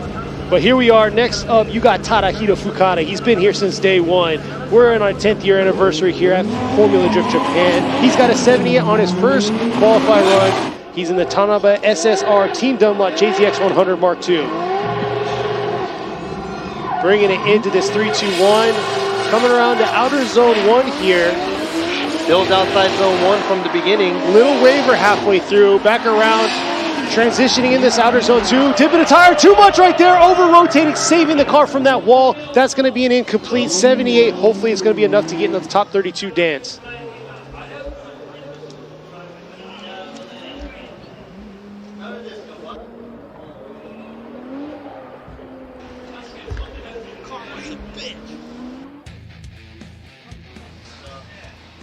That outer zone 3 wall, the infamous outer zone 3 wall. There it is. You know, it's as simple. Center stage. It's as simple as a wall, but it's a wall. I mean, it's only a wall, but it's a wall. But you know what makes it difficult, and though? it's not even long. It's, yeah, the struggle is there's a lot of disruption from the vehicles because they hit that little bump going into that end zone of the... Well, I mean, that's why you have to be at angle and set. But I got to say, the FDUS has a lot of those when they transition. There's a lot there's of a lot of bumps, you know, and then the surface is not this nice. Exactly. Because I've been on some of the tracks and watching the tracks. Like, this is an international racing course. The surface is pretty good. Very beautiful. And here we are, sitting on a 79, Koji Nagase. Team Kazama with Power Vehicles, Lexus IS 350. Oh, correcting out of that training. Oh. Hey, but he was sliding sideways. That is an incomplete for Nagase right there. Hopefully that 79 is going to be enough to get him in top 32. Man, so yeah, he's going to have to bank on that 79 he got on his first run. And, you know, like we said, you know, just as we, you know, putting our jackets on and it's getting that chilly, I bet you the track temperature is a lot lower now. And that could change a lot where it could make the rear tires grip more. Yeah. Yeah, because I remember some of the nighter events where you practice during the day, you run at night. Did you just say nighter events? The track temperature goes down. This man sitting on a 79 also, Sasayama, DSL.com, Lexus. Oh, coming in, dipping 3 tires right there, though. And yeah, he suffered a very bad accident here through this outer zone 3, but he's coming in real hot to that outer zone 3. Unfortunately, that's going to be 3 tires at outer zone 1, which I don't think he's realizing that.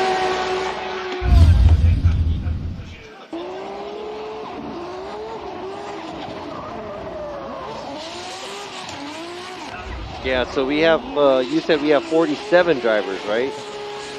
Yeah. So that means 15 cars? Oh, wait. Yeah, you're right. Yeah, 15 cars are 32. going home.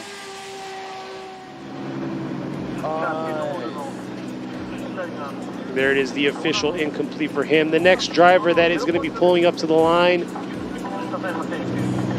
is already at the line. Is Natsu driving the R35 GTR from the Linglong Tire Drift Team Orange Asia. Xiao Chang Hao. In Japan they call him Natsu, and Natsu sounds like it's easier to say, so that's what I'm going to call him. And you can see right there the damage he sustained from practice. They got it all squared away, taped up. His run looked pretty good. Yes, it did. It looked very aggressive, but unfortunately after outer zone 3, he went 4 tires off on the inside of the track, and here he is coming in aggressive once again to that outer zone 1. Oh, what's going on here? Looks like a huge waiver. Wasn't able to make it to outer zone 1. Coming in real hot to this outer zone 3, but getting right back on it right there. What a save by Natsu coming around into this inside clip here. Dipping a tire right there to that inside clip. We'll see if that's going to be enough to give him points on the board, because that was a huge waiver correction he made right here earlier on, right before the outer zone 1. Yeah, so also the line he was running on very shallow throughout the track. And, you know, a lot of wavering there. You can see the front tire where he almost lost drift in 2 areas there where he had to correct and straighten almost. So, well, I was like, wow, they really need to move the camera up. 71 for his qualify run. We'll see. It looks like it's better than a few of these drivers before him. But we'll see if it's enough to get him in that top 32. But here we are next up at the line. You got number 30, Takumi Sato, in the Team Kazama with Power Vehicle JZX 100 Chaser. Yeah, all the way from Hokkaido, you know, like we were talking about being chilly. That's probably one of the coldest places in Japan. But here you go, very dynamic initiation. Makes it all the way out to the outside zone, a lot of angle. Looks like he left a little early through that outer zone 1, not all the way out to that outer zone 2, but carrying it through to the outer zone 3 there. Feathering the throttle through that outer zone 3 into the inside clipped outer zone, or the finish line. Not bad run. We'll see if it's enough to bump his 81-point first qualifier run.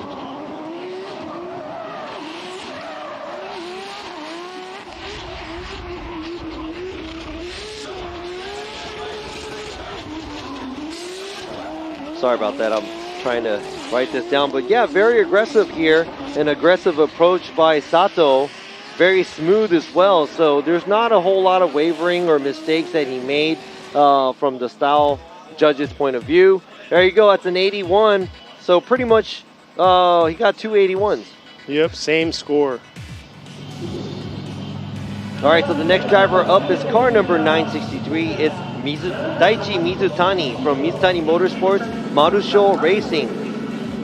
Sitting on a 78 right now for Mizutani.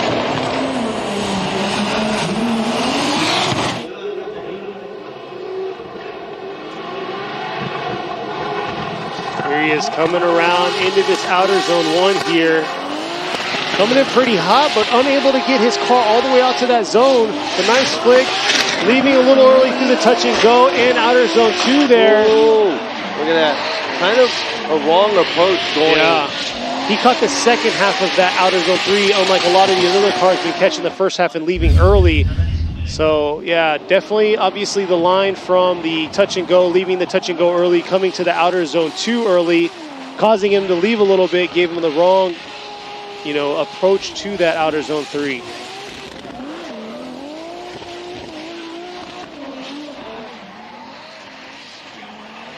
Yeah, so very smooth, but at the same time, I think the approach going to, he did miss some of the touch and go. The approach going to the outside zone 3. That's going to knock him down at 3 points, getting a 75. So it looks like car number 870, Hanawa, the BMW Z4 going into the wall, yeah. Yeah, the wall earlier. He is not going to make it for a second run, so that's going to be another incomplete. So that's it for his season here in FD Japan. And better luck for them next year. Yeah, he sustained a lot of damage, whole entire side of the vehicle. But here we are coming up to the line. He's currently sitting on an 80. He's in the Team Kazama with Power Vehicles JZX 100 Mark II. You have Roy Okabe. I can't roll my tongue He for said it. Roy. Just call him Roy. I think it he's is okay. R-Y-O, yeah, Roy. No, Ryo. Hey, can you guys say Roy? Ryo?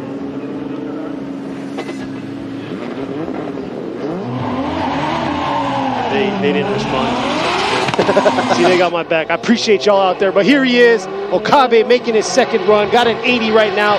Ooh, nice flick right there through that 3-2-1 into this outer zone 1 right here. Yeah. Unfortunately, not all the way out to the outer zone 1, but look at that smoke trail, throttle all the way through, back around into this outer zone 2, into this outer zone 3 here. Coming out of that outer zone 3 into this inside clip. Man, he just looked like a madman throughout that track.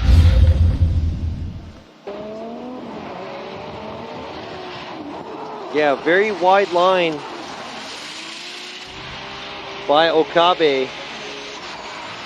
But once again, the aggressiveness, I like the way he flicked at the outside zone 2, but it looks like it's really hard to make these cars go from one side to the other, especially when there's a lot of throttle.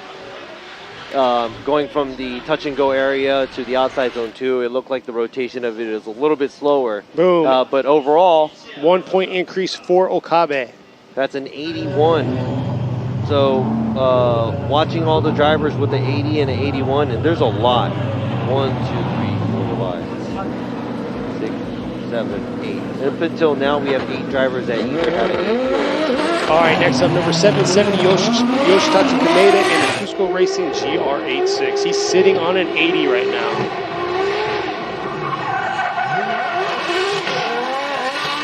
Coming around into this outer zone 1. Not too bad through that zone. Not as aggressive as a flick I was expecting. Couldn't get into that outer zone 2. Oh. I don't know if this is going to be enough to bump that 80-point score. He was unable to get all the way out to the outer zone 3. It took a lot of the angle away too.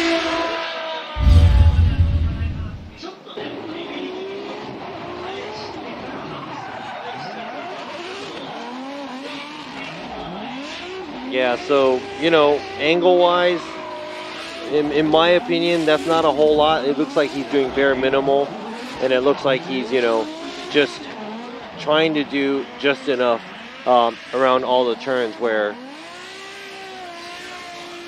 you know, the line isn't smooth, angle isn't a whole lot. Yeah, so I don't know if that's going to bump up to 80. There you are, 75. So unfortunately, that first qualifier run with an 80 is going to be what he's banking on. Next at the line is number 125, Yoshichika Tamagawa in the Car Guy Racing JZA 80 Supra. Got an 84 on his first qualifier run. Yeah, the 84 should be able to, you know, solidify his top 32, but I'm pretty sure this man is gonna go for more. Yeah, Tamagawa, he comes out very aggressive. He's got an 84, but he's going to bump it up right here, flick it back around into the 3-2-1. To this outer zone 1 here, right there, dipping a tire. But look at that, coming in hot, nice flick. Back around into this outer zone 2, into this outer zone 3 here after not quite deep enough into the outer zone 3, and I believe that's just somewhat of the same mistake he made on his first qualify run. Yeah, so it looks like he was a little less aggressive going to the outside zone 3, where it didn't seem like he was able to carry himself on the line where he wanted to. He did dip 2 tires at the outside zone 1 area. I really like the way he flicked his car at the touch and go area, but after that it looks like he didn't go deep enough to give him a little bit of space going towards the outside zone 3.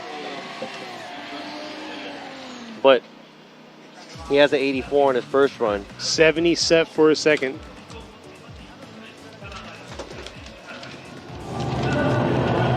Slowly getting to that halfway point of this second qualifier run, but here he is sitting on a 74 in the JZX 100 Mark II. You have Katsuhiro Meguro.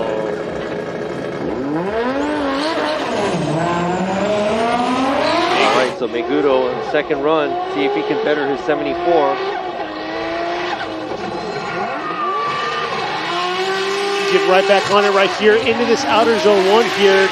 Right on that rumble strip, bringing it back to the touch and go. Could have been a little bit harder to flick, but he's coming in real hot in this outer zone 3 here.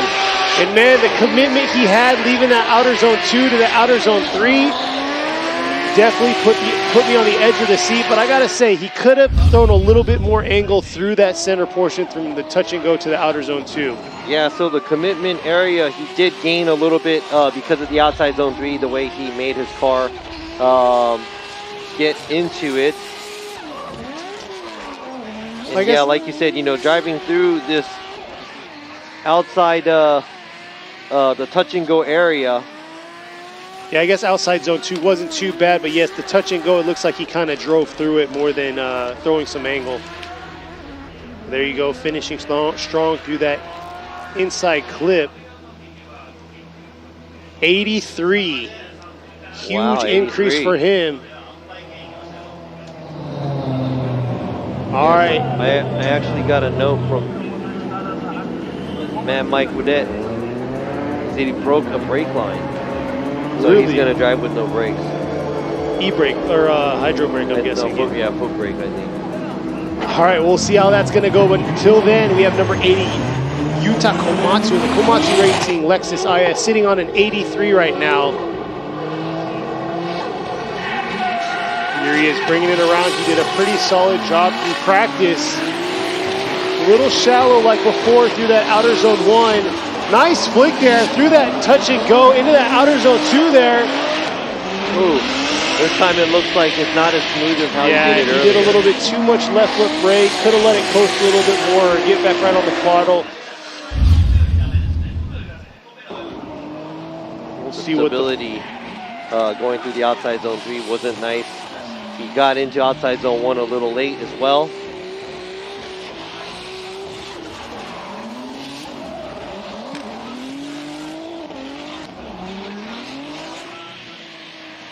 So there he goes. He finishes off the track. Nice way to do a transition from the going to the inside clip. Caught the girls off guard right now. I like how they did that. There you are, 77. So yeah. First score was an 83. Yep. All right, going on to the next driver. It's car number 9, Yukio Matsui with the Ocean with M2 Evolution, F22 BMW. Got an 89 for his first run. He did a really good job, and I really like the way he carried himself through the touch and go all the way across the final. Yeah, I think he's the first one that you actually were like praising him. You're like, wow, that's what we want to see. Yeah, here we go. Then look now at that he's hard like flick. hard flick right here. Oh, that's a long e-brake pull. Yeah. And a little bit of a wavering right there through that outer zone 1. Back around, look at that hard flick. Transitioning back, another hard flick. Coming into this outer zone 3 here. Oh my gosh. Yeah, you know what? And not a smooth transition right now, going from, you know, the outside zone 3 to the inside clip. But I gotta say, he's got the touch and go in outer zone 2 spot on. Yeah, so look at this. You can see the waiver right there early on in the outer zone 1, leaving outer zone 1 early. Nice flick. Back around. Nice flick. Full angle coming into that outer zone 3. Man, like, if he had the who did the cool outside zone 2 to 3 only right now, he could have been, you know, probably the top 3 right here. 80 for him. And, you know, he made those mistakes, and he still got an 80 because overall it's a high-level run by Matsui. All right, the next driver is car number 666. It's Shuichi Mano from Vittour Racing with Chatty Boy Style. It's the 1 He's sitting on a 72. He has to get a higher score, or I don't know. I don't know where the cutoff is on the top 32. Yeah, Mano's got to throw down a very aggressive score. He had a safe run. Couldn't fill all the zones. Let's see how he's going to do on his second qualifier run here. Here he is approaching that 3-2-1. Nice flick right there. He's got to carry it around and all the way out to that outer zone 1 here, bringing it out to that rumble strip, leaving a little early there. Coming back around. Nice job. Little half dip there. Riding the wall into that outer zone 3.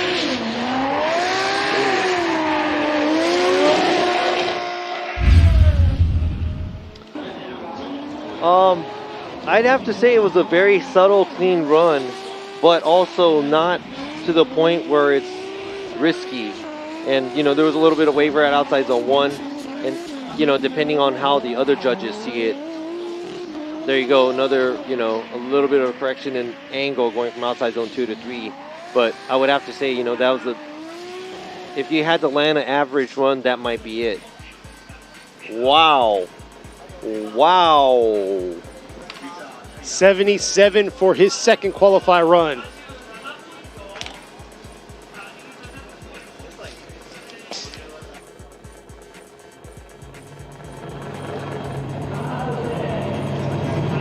All right, here we are next at the line. Currently sitting number 1 in qualify. You got number 69, Calais Robampera in the KR69. Cusco Racing Red Bull GR Corolla.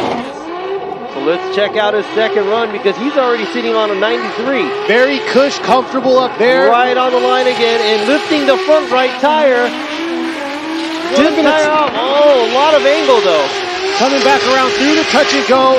Here he is into the outer zone 2. Riding the wall. Start to finish, riding that wall in outer zone 3. Nice job bringing it into this inside clip and a strong finish by Calais. And I gotta say, the only mistake that I was seeing is that outer zone 1 dipping the tire. But man, he probably has carried the most angle through outer zone 1 that we've seen so far. Yeah, and I think that's why he kicked the angle, because earlier for his score, his angle score was a little lower than his line in style. But the way he did that, he gained it. The only part I deducted was probably right. Oh, we already passed that part. But right now he has the highest style score from what I had to give out because pretty much he was all over on the track. A very great job. And yeah, I'm guessing that's going to probably be in the 90s again. And there you go, 95 for Calais. 2-point increase. So he sacrificed the line to get more angle. and that worked out better for him than just getting the line and having less angle. So good job right here at the 95. And you know what? I mean, once you're in the high 90s, they're all pretty much a 100-point run. Good run by Calais right there, showing them what's up. Once again, like I said before, Ebisu taking number 1 in qualify and then taking on. And then what's crazy is he does it and makes it look like it's easy. But it's not.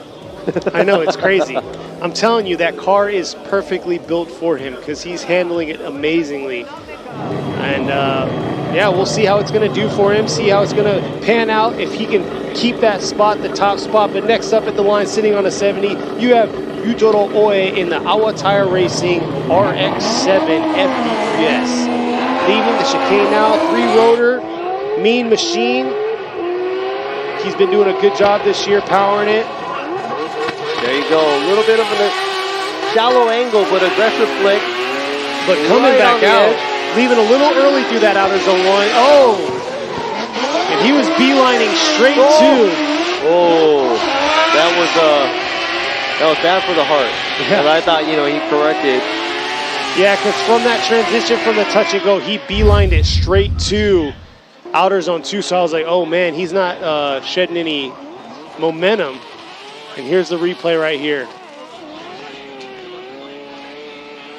Yeah, it's a huge correction that he made at the outside zone 3 right here. And, actually,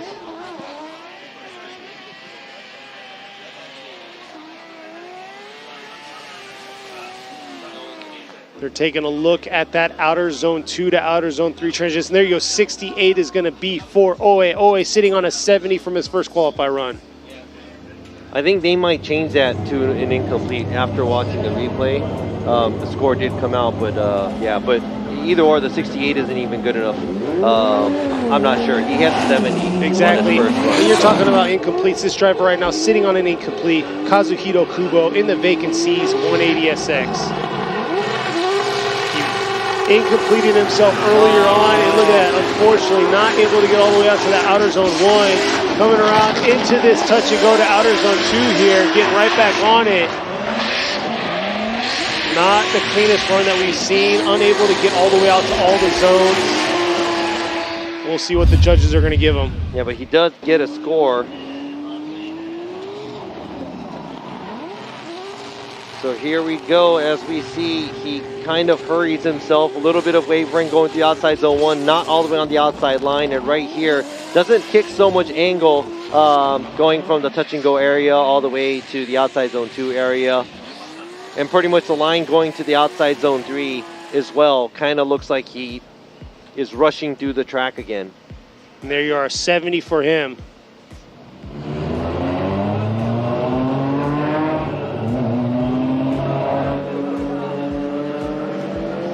Next, getting the green light to go is going to be Tomoki Tanaka in his V-Style good ride with Tetsujin JZX100. Got an 81 on his first qualify run. Look at that, coming out real aggressive through that 3-2-1 hard flick. Carrying it around into this outer zone 1. He's got to carry it all the way out. Looks like he's riding the inside part, leaving a little early through that outer zone 1. Nice flick from the touch and go to this outer zone 2 here, tipping a tire. Oh! Saving the car. This is bad for our health. Yeah. He went to a full straight into that wall, but saved it. Oh, backing out, man. Let me. This is what Kenny said. He said, "Oh." That was intense. Yeah, I need that sound. Harvey's gonna make that his ringtone. Yeah. That'll be your wake up, your alarm clock. Yeah, it's an incomplete for Tanaka, but he's sitting on an 81. Hopefully that's good enough to get him into the top 16. Yeah. And, yeah, see, we watch this as if we're watching it with you guys, you know? And you gotta have, I mean, it's live. So here we are, next up, live, ready to go. 79 is what he's sitting at. Number 61, Mao Yamanaka in the Good Ride Motorsports A90 Supra. There you go, very clean. Little wavering right there, coming in the outer zone 1, right there on the rumble strip. back around through this touch and go. Nice sprint through that touch and go. Back into this outer zone 2, coming in real hot to outer zone 3. Bailed out through that outer zone 3. This is not. Everything was looking very good up until leaving that outer zone 2. He had the right angle leaving outer zone 2. It's just, you know, I'm not going to lie, he was coming in real hot to the outer zone 3. Yeah, that was actually 2 big mistakes at the outside zone 3 area right there. He almost cut it. I mean, that might, most likely, that might even be incomplete too. But regardless, it's not going to be better than a 79. It's a 66. And we may have to go back and make that an incomplete, but it doesn't matter at this point because the 79 is going to be the score that it's going to be banking on for the qualify. Now the next driver is car number 3. It's Takatoshi Imamaida from 5X Tire. Navigate. Sitting on an incomplete. Yes. Oh, he did a pylon touch restart. No restart. All right, here he is coming around into the 3-2-1. Ooh, a very long e-brake pull right there by Imamaida. Dipping 2 tires. A little too wild for him today. Coming back around into the outer zone 2, getting right back on it. I know man. Very wild driver. Maybe too wild today. Yeah, so like you said, you know, at the initiation, the e-brake pull was pretty long. Yeah, it's like the time even stopped.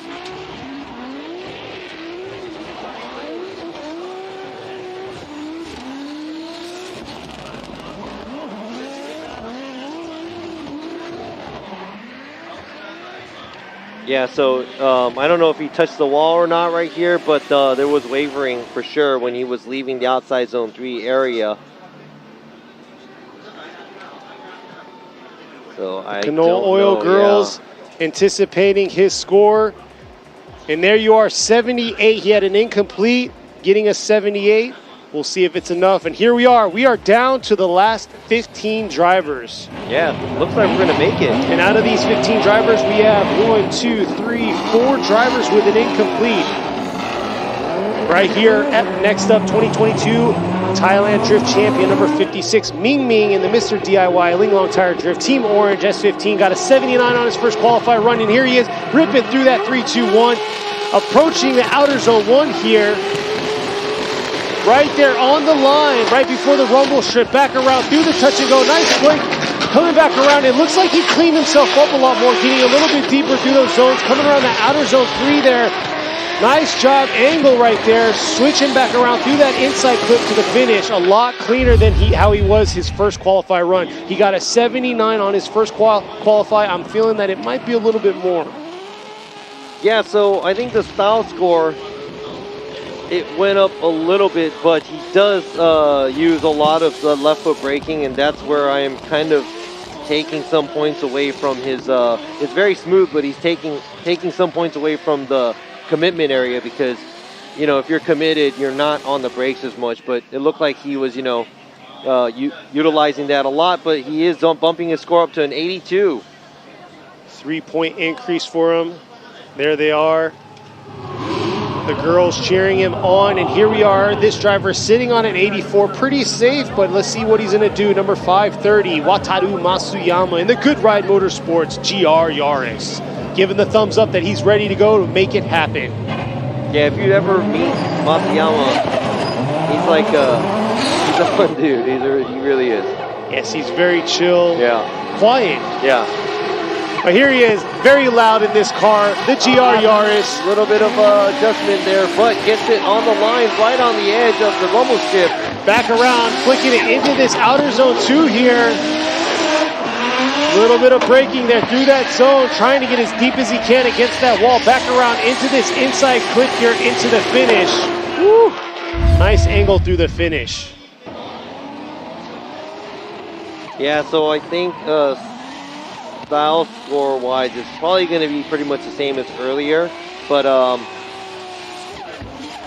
overall, I think, you know, very smooth, and he seems like he knows what he's doing, and, you know, there's some left foot braking going on around the wall, and it, you know, it looks like it's not too much, but it's good enough.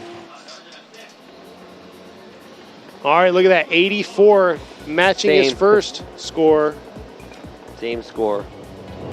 All right, next up is going to be Koichi Yamashita, number 37, the champ in the TMS Racing Team Silent Tire BMW E92, using a JZX the last few years, but he still has the 2J power plant in this vehicle. Jumping over to the TMS Racing team, let's see how he's going to do on his second qualify run, currently sitting on an 85. There he is, bringing it around into this outer zone 1. Little shallow right there on that outer zone 1. Back around, nice flick by him. Coming back around outer zone 2. Woo. Into that outer zone 3. This was a lot cleaner than his first run, I believe. Could have been deeper though through that outer zone 1. Definitely the touch and go to outer zone 2 was cleaner than his first qualify.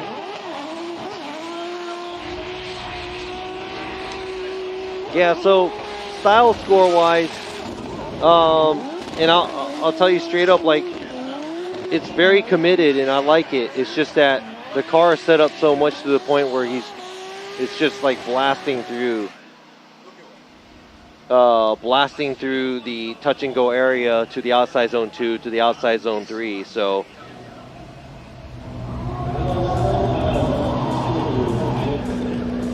but here we go. The next driver up is car number 77. It's Yusuke Kusaba from Team Cusco Racing, sitting on a 79 on his first run. Let's go ahead and see if he is going to be bettering his score here.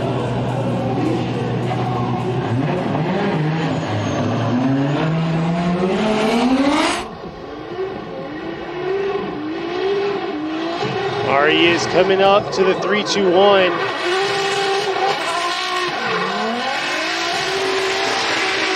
Wavering it outside zone 1, Little not getting shallow. into the zone. Yeah.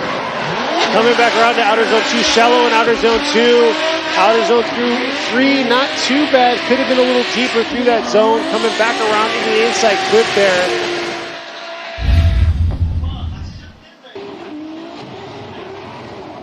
And here we go. I would say, that was a very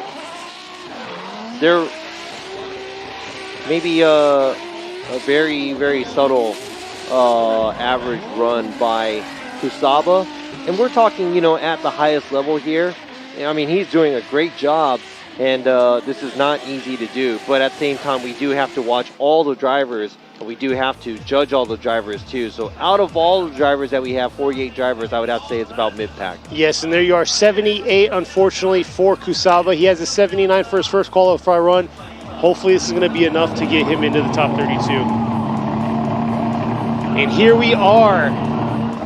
We have, coming all the way out from New Zealand, this guy likes to give a show for the spectators out there. Number 1, 2, 3, Mad Mike Woodett, and Team Magic with Red Bull. And he just messaged us. No break. Yeah, he said no break. He has no break. He's doing full send. And right here he is, leaving that 3-2-1 into outer zone 1. Nice job there. A little shallow through the outer zone 1. But listen to that. All throttle all the way through. Adjusting back around. Getting right back into that outer zone 3 there. And a lot of popping. Yes. And why is it every time he comes out, it just sounds and looks dynamic when he's behind the wheel? Well, I mean, that's why it's the way you carry yourself, where you're always on throttle, and that's how it is. Where when you have more throttle, and you have more, the car trying to go sideways and more excitement, it's just overall like he knows how to show. There are adjustments that I did have to deduct as a style score because it wasn't the cleanest run that we saw from Mad Mike Woodett, but 78. Is that good? I don't even know what the cutoff is. Yeah, but you know what? Like you said, the first run they blew a brake line or whatever, and now he has to drive with no brakes. So one less tool they can use in the vehicle to make it through the qualify. So let's go ahead and check out the next driver, car number 311, Naoto Tsuenaga. Got a 79 on his first qualify run, bringing it around. Looks like he's coming a little shallow angle. Shallow angle, leaving early. Back around into the outer zone. Through, coming real close to that outer zone 3 there. Back around. I don't know, it just seems like it was missing something through that run. Not sure the strategy that Suenaga has taken on this second run. I figure he'd come out a little bit more aggressive, especially since he's sitting on a 79. But like you were saying, real shallow and angle through that outer zone one. I mean, leaving early. Overall, he's not throwing so much angle. Yeah. You know, and when you're not throwing angle, it looks like you're rushing through the track. Yeah, and he's got a little bump in his points, but we're going to see if that's going to be enough.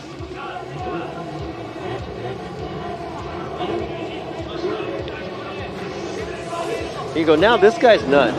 Hibino is one of the guys to watch. He knows what to do to get everybody excited because he throws out some crazy runs. And, you know, he was almost backwards completely earlier when we saw him. Yeah, he did like a straight reverse entry, coming back around.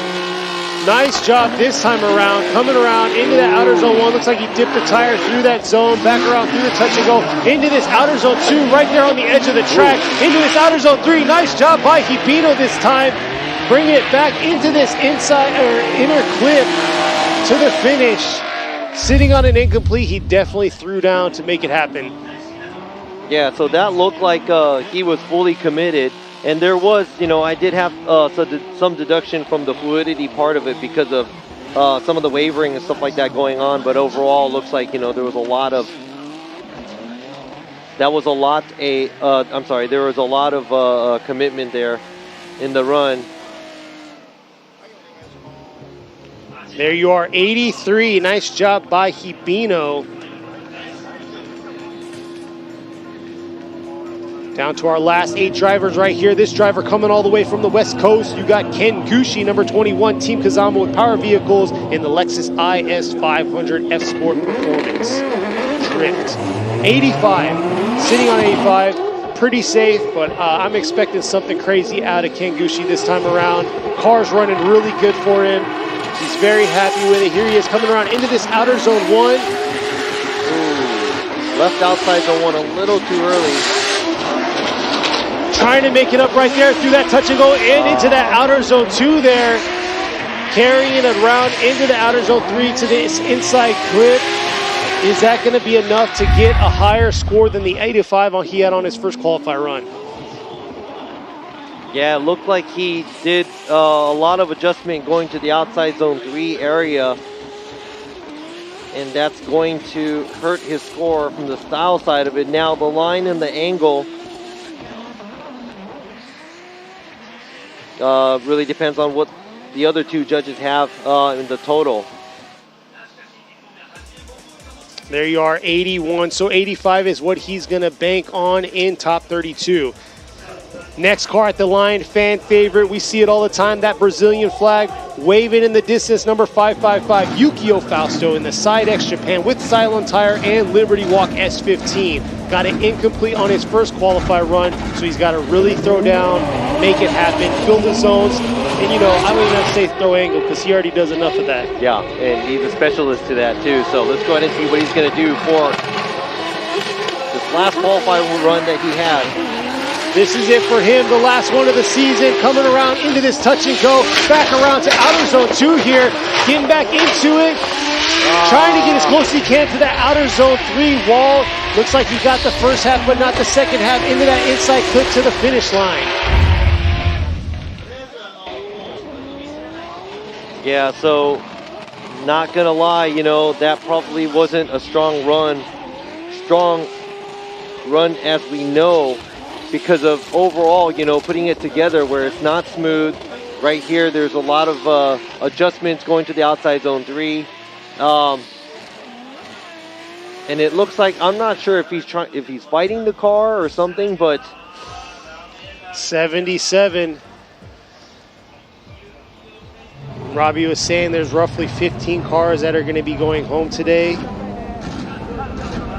Next up is going to be number 774, Hokuto Matsuyama in the Cusco Racing 890 Supra. And I was saying before, Cusco Racing did a lot of work on this car last night, doing a full engine swap, squaring it away.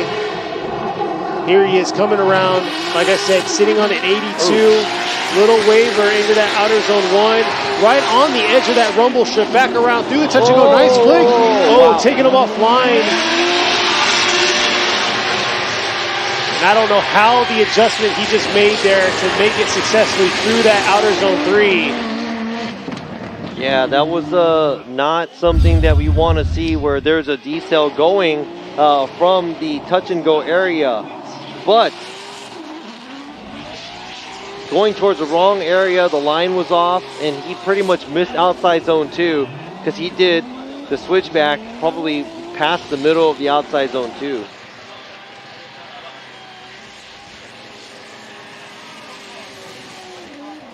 So since he's sitting on an 82 and he's in the 80s, that might be good enough to get him into the top 32, but I'm not sure if the second score is going to be any better.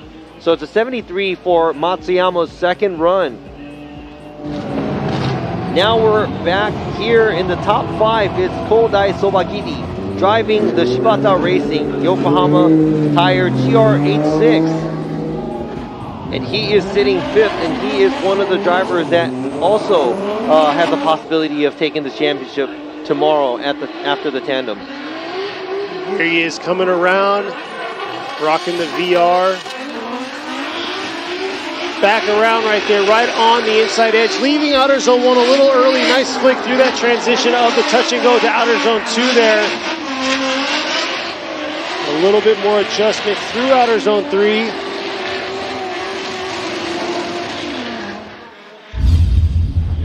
All right, very smooth.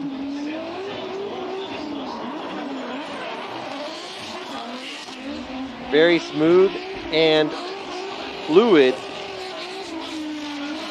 and aggressive.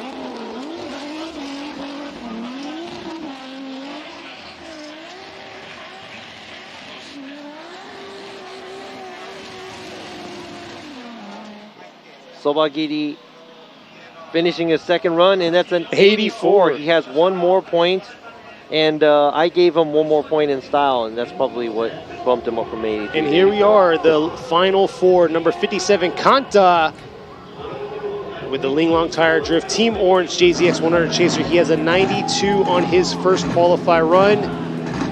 Can he knock Calais out for qualify here? Yes, he's sitting on a 92, and he is the closest one right now. After that, he does. We also have Hiroya Minoa sitting on a 91. There's a couple of drivers here that are sitting on 90s, and he is one of them. And Kanta coming out very aggressive this time around. Bringing it around into this outer zone 1 here. Right on the edge. Leaving a little early, though, through that outer zone 1. A lot of aggression. Here he is back around through the outer zone 2 here. For outer zone 3. Whoa! Leaving outer zone 3 very aggressive into this inside clip. Strong finish, sitting on 3 wheels through that finish line. All right, so he is going for the top spot. Let's see if Kanta can take out the number 1 qualifying spot. Look at this, right on the edge, right on the edge. A little bit late on the transition, going from the touch and go to the outside zone 2. But other than that, I mean, pretty much this car, amazing driver here, and we're looking at the Linglong Tire sign. And that looks like he kissed the wall too. You can see a shift in his trunk and everything. So we're gonna see what the judges give him. 96, man. He rode the wall, tapped it, gave it a little love tap all the way around, and man, Kanta came out, and you can see the flames shooting out of his car, full aggression all the way up to that 3-2-1, and that's crazy. Yeah, that was a good run by Kanta. That's a 96. I mean, the high 90s, like I said, just treat them as all hundreds. And here we are, sitting in 3rd right now in points, number 36, Kazumi Takahashi. We're over here celebrating. We still got 3 solid drivers up. Yes, we do. Here we are. He's in the TMS Racing Team Cylon Tire E92 BMW, sitting on an 88. Very aggressive driver. We're going to see how he's going to do this time around. Coming around into this outer zone 1 here. All filling the zone. See how he's going to come back. Looks like he held back a little bit through that flip right there, but coming back around. Not too bad. Through outer zone 3. Could have been a little deeper. Yeah, so that was the only... They're saying it's perfect, but I'm sorry, it's not, because right here, going from right here and right here, then boom, there you go. The adjustment, he had to add on angle when he was going through the outside zone 2 to 3 area. Have to do a deduction there, so. Yeah, it's a big thing. I don't think it's going to be enough. There you go, 91 though. Yes, definitely was a boost from his 88. More aggressive. He did a lot more flicking from the transition from the touch and go to outer zone 3. But you are right, he did make that correction. Yeah. But here we are, Hiroya Mino. He is actually currently sitting on a 91. We're going to see what he's going to do because the pressure just got put on him because Kanta got a 96. Kanta got a 96. So the pressure's on. Hiroya Mino, he knows how to manipulate this car and get it in the zone and stay in the zone. But now he's got to add that extra aggression to it. Here he is coming around into this outer zone 1 this time. Ooh, he's a lot shallower, but he's still in that line. Coming out right here through the touch and go. Not bad there, bringing it back around into the outer zone 2. Nice job trying to drag it all the way into the outer zone 3 there. But I don't know if this is going to be enough to beat the 97 or 96 point run Kanta did.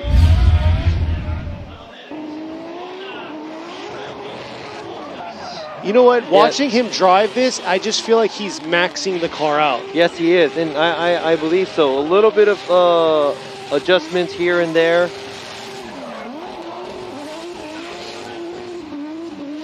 Yeah, and I think the line he took going to the outside zone 4 area or outside zone 3 area too.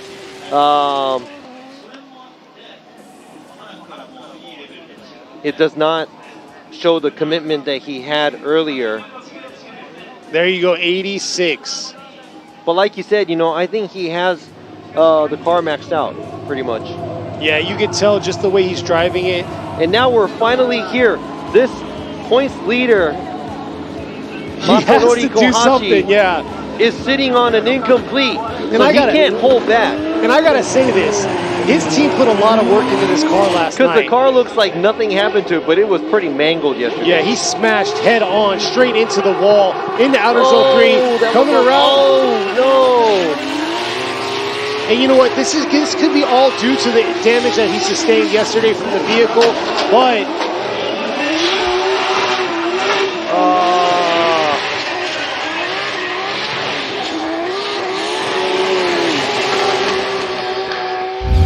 we'll have to see. Sorry, I was really watching this run. Yeah, so right here, the e-brake pull is just, you know, and then the front end, there's a big waver right there. Then after that, it looks like he got everything back together. But right here, once again, a lot of left foot braking and the pace of the vehicle. Really decelled the pace of the vehicle through that outer zone 3. Man, riding those 3 wheels into the finish. There you go. The team girls cheering him on. Linglong Tire, Team Fukushima, Mr. DIY, all out here. We're going to see how it's going to go down.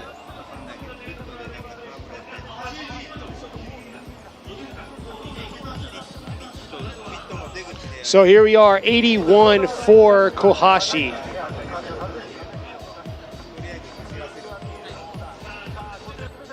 All right, so that should be it for all the runs, but I guess something happened in the pits, and I guess Horiuchi wasn't able to make his run. Yeah. And I guess there was something going on in the pits that we didn't even know, but I guess they are going to let Horiuchi make his run. Well, yeah, I was going to say, he was pulling out whenever he was supposed to go, and I was like, I don't know where he's going because he can't go to his tow truck, so I don't know if they thought he was already washed out and done or what.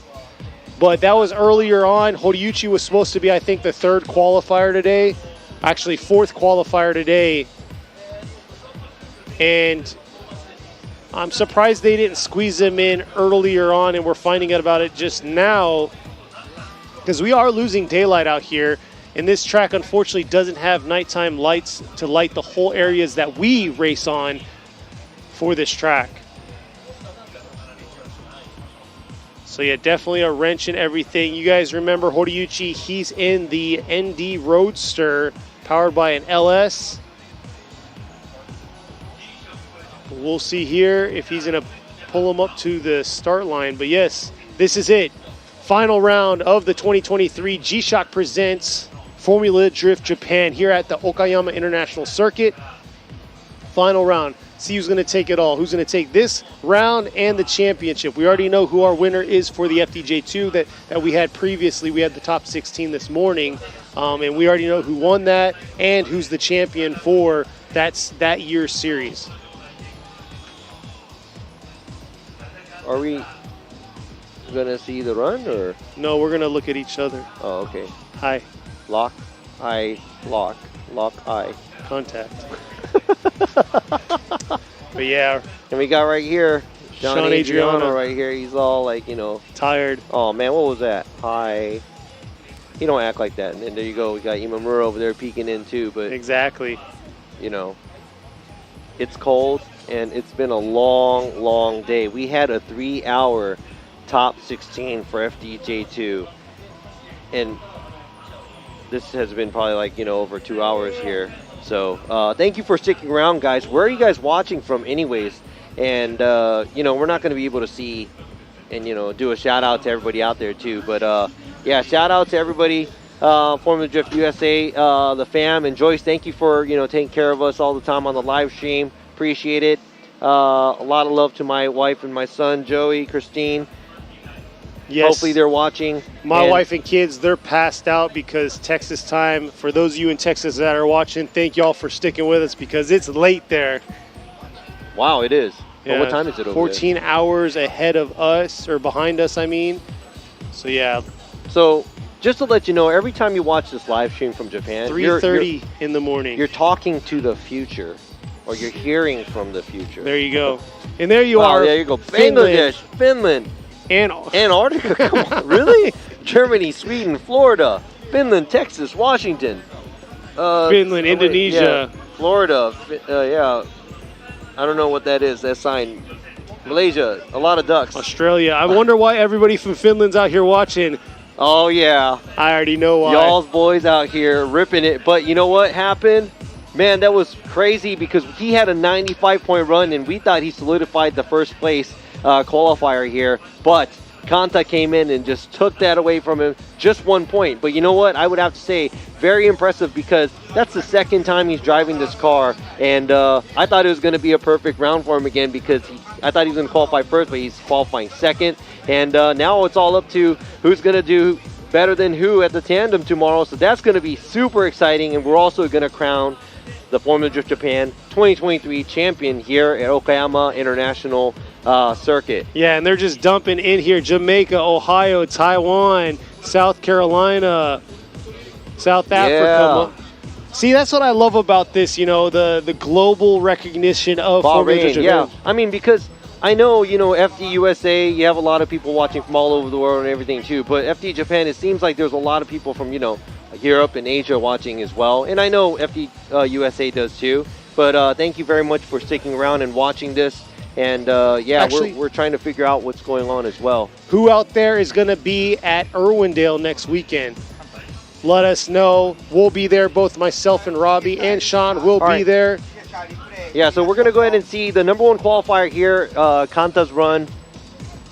I thought we were going to watch Horiyuchi run, but I guess not. But we're going to see Kanta's run here. All right, here it is, the replay, the number one qualifier with a 97. Kanta coming in, leaving that outers or the 1-2 yeah, or it's 3-2-1. Like a good enough amount of e-brake right on the edge of the outside zone 1 on the rumble strip, right on the edge of the track at the touch and go area. A lot of commitment going into the wall, outside zone 3, and a lot of throttle. So there you go. Here is the number one qualifier, Kanta, 22 years old, currently working at ABC Circuit. Now we're going to hear him, his interview. はい、ありがとうございます。やりました。本当に、嬉しいです。昨日からですね、ずっとロバンペラさんの走りを研究して、自分の中でもできるイメージはあったので、本当単走に、2本目で出せて本当に良かったと思います。今までで一番気合い入れました。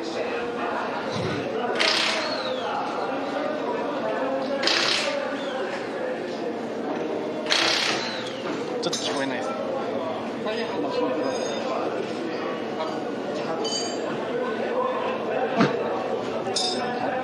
すいません、聞こえない。Yeah. Looks like there was an audio failure there. Yeah. He's talking about. トラブル、そうですね、小さなトラブル、出てたんですけど、それも、チームの皆さんに直していただいて、単走は全力で 100% 出せたかなと思います。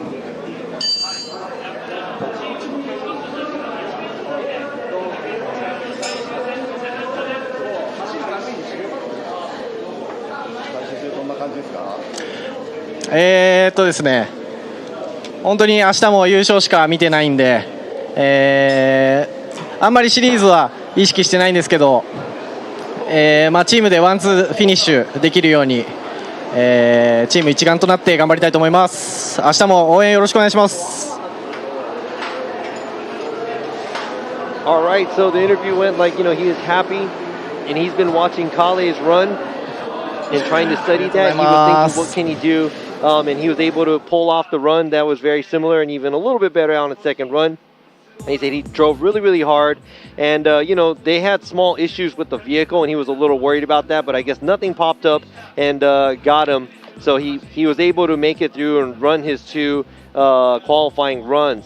And he said, he tried all he can. And, tomorrow he's looking at only for a win. He's not worried about the championship. And he said he hopes that he could do a 1-2 finish on the podium with his teammate. And he said, cheer their team on for, Kanta. And he thanks everybody watching. So congratulations to these drivers. And we will be, posting, the qualifying order and the ladder as soon as we got that on social media. So thank you very much for sticking around and watching. And wherever you're at all over the world, I know it's late. It's going to be a good morning, good night, or a good evening for all you guys. So thank you for the long day we had today here, Kenny. And what is your take on this today?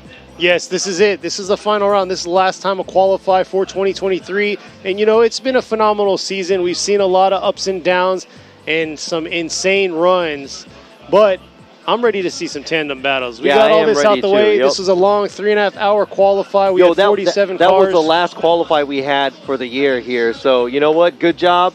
And good job to Sean Adriano here. Thank you for sticking around. We got it done. Oh, they want to see our high five. Oh, yeah, okay, high five again. And that's, doing it again. That second high five didn't count because we're just kind of like doing it for the camera. We're doing just it for y'all. And you guys, thank you for sticking around for wherever you're watching. And make sure you're back for tomorrow's tandem runs. And until we see you guys next time or tomorrow, have a nice night and peace out. And yes, thank you for all the love and support in the chat. We will see y'all tomorrow. And thank you, Joyce. Good night. I know it's late there. And I'm back. So they're going to have live stream starting at 8:20, and they're going to have the girls on stage. And from 9:10, we have the top 32, and from 12:40, we have the top 16 ceremony. Make sure you're back for that. Set your alarms, and we're talking, this is Japan time, so make sure you're here watching it. Thank you very much, and peace out.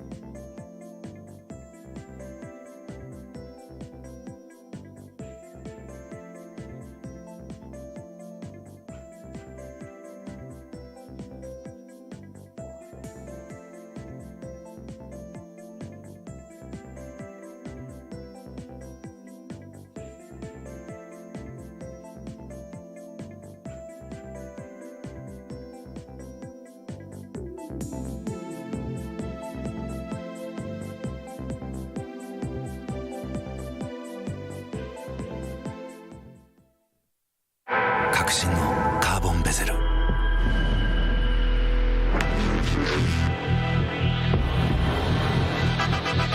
Bluetooth 搭載 G-SHOCK カシオ。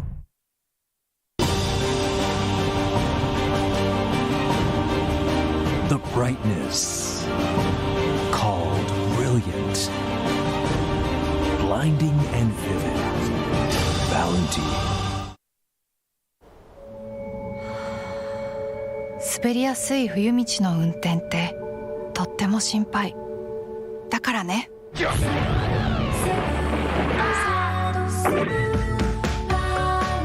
氷でも雪でもよりちゃんと曲がる、よりちゃんと止まる、ウルトラ吸水ゴムのアイスガード777にしよ。横浜タイヤ。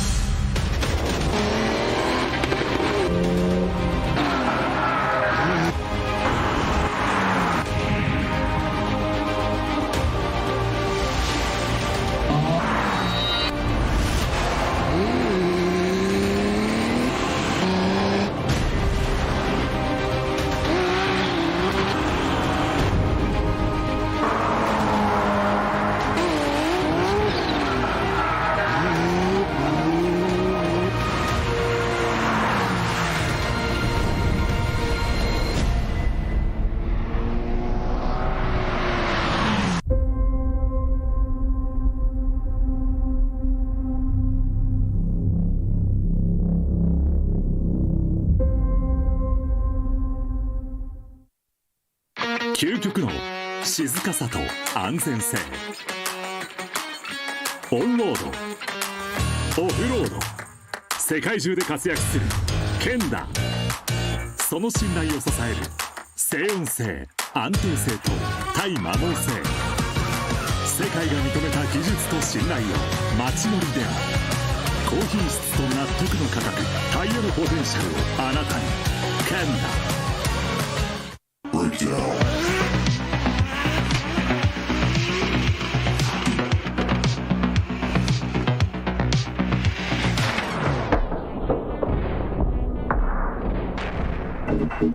バリのタイヤ。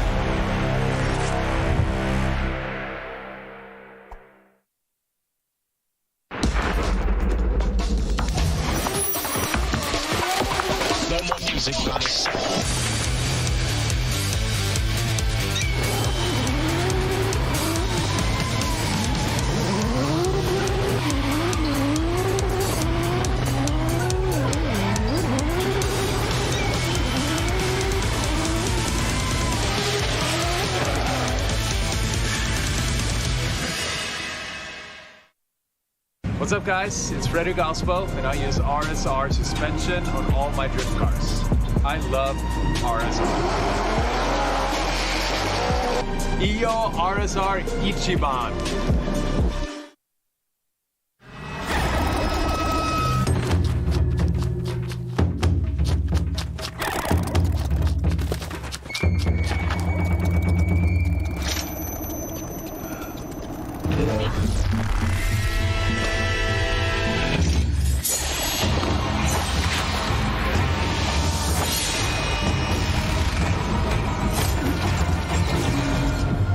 Made in Japan. Breed. At a brand new bending unit all the way through, just throws up. On the early transitions.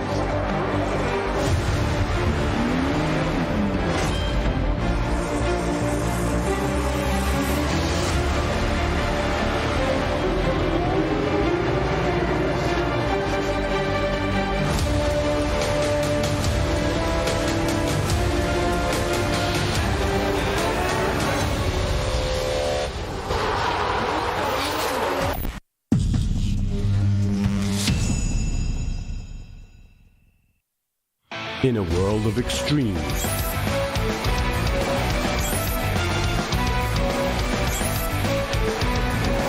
this is where they're refined. The real deal. Cusco. 伝統と革新小倉クラッチのテクノロジーを凝縮チャンピオンを取るためのクラッチ小倉レーシングクラッチ ORC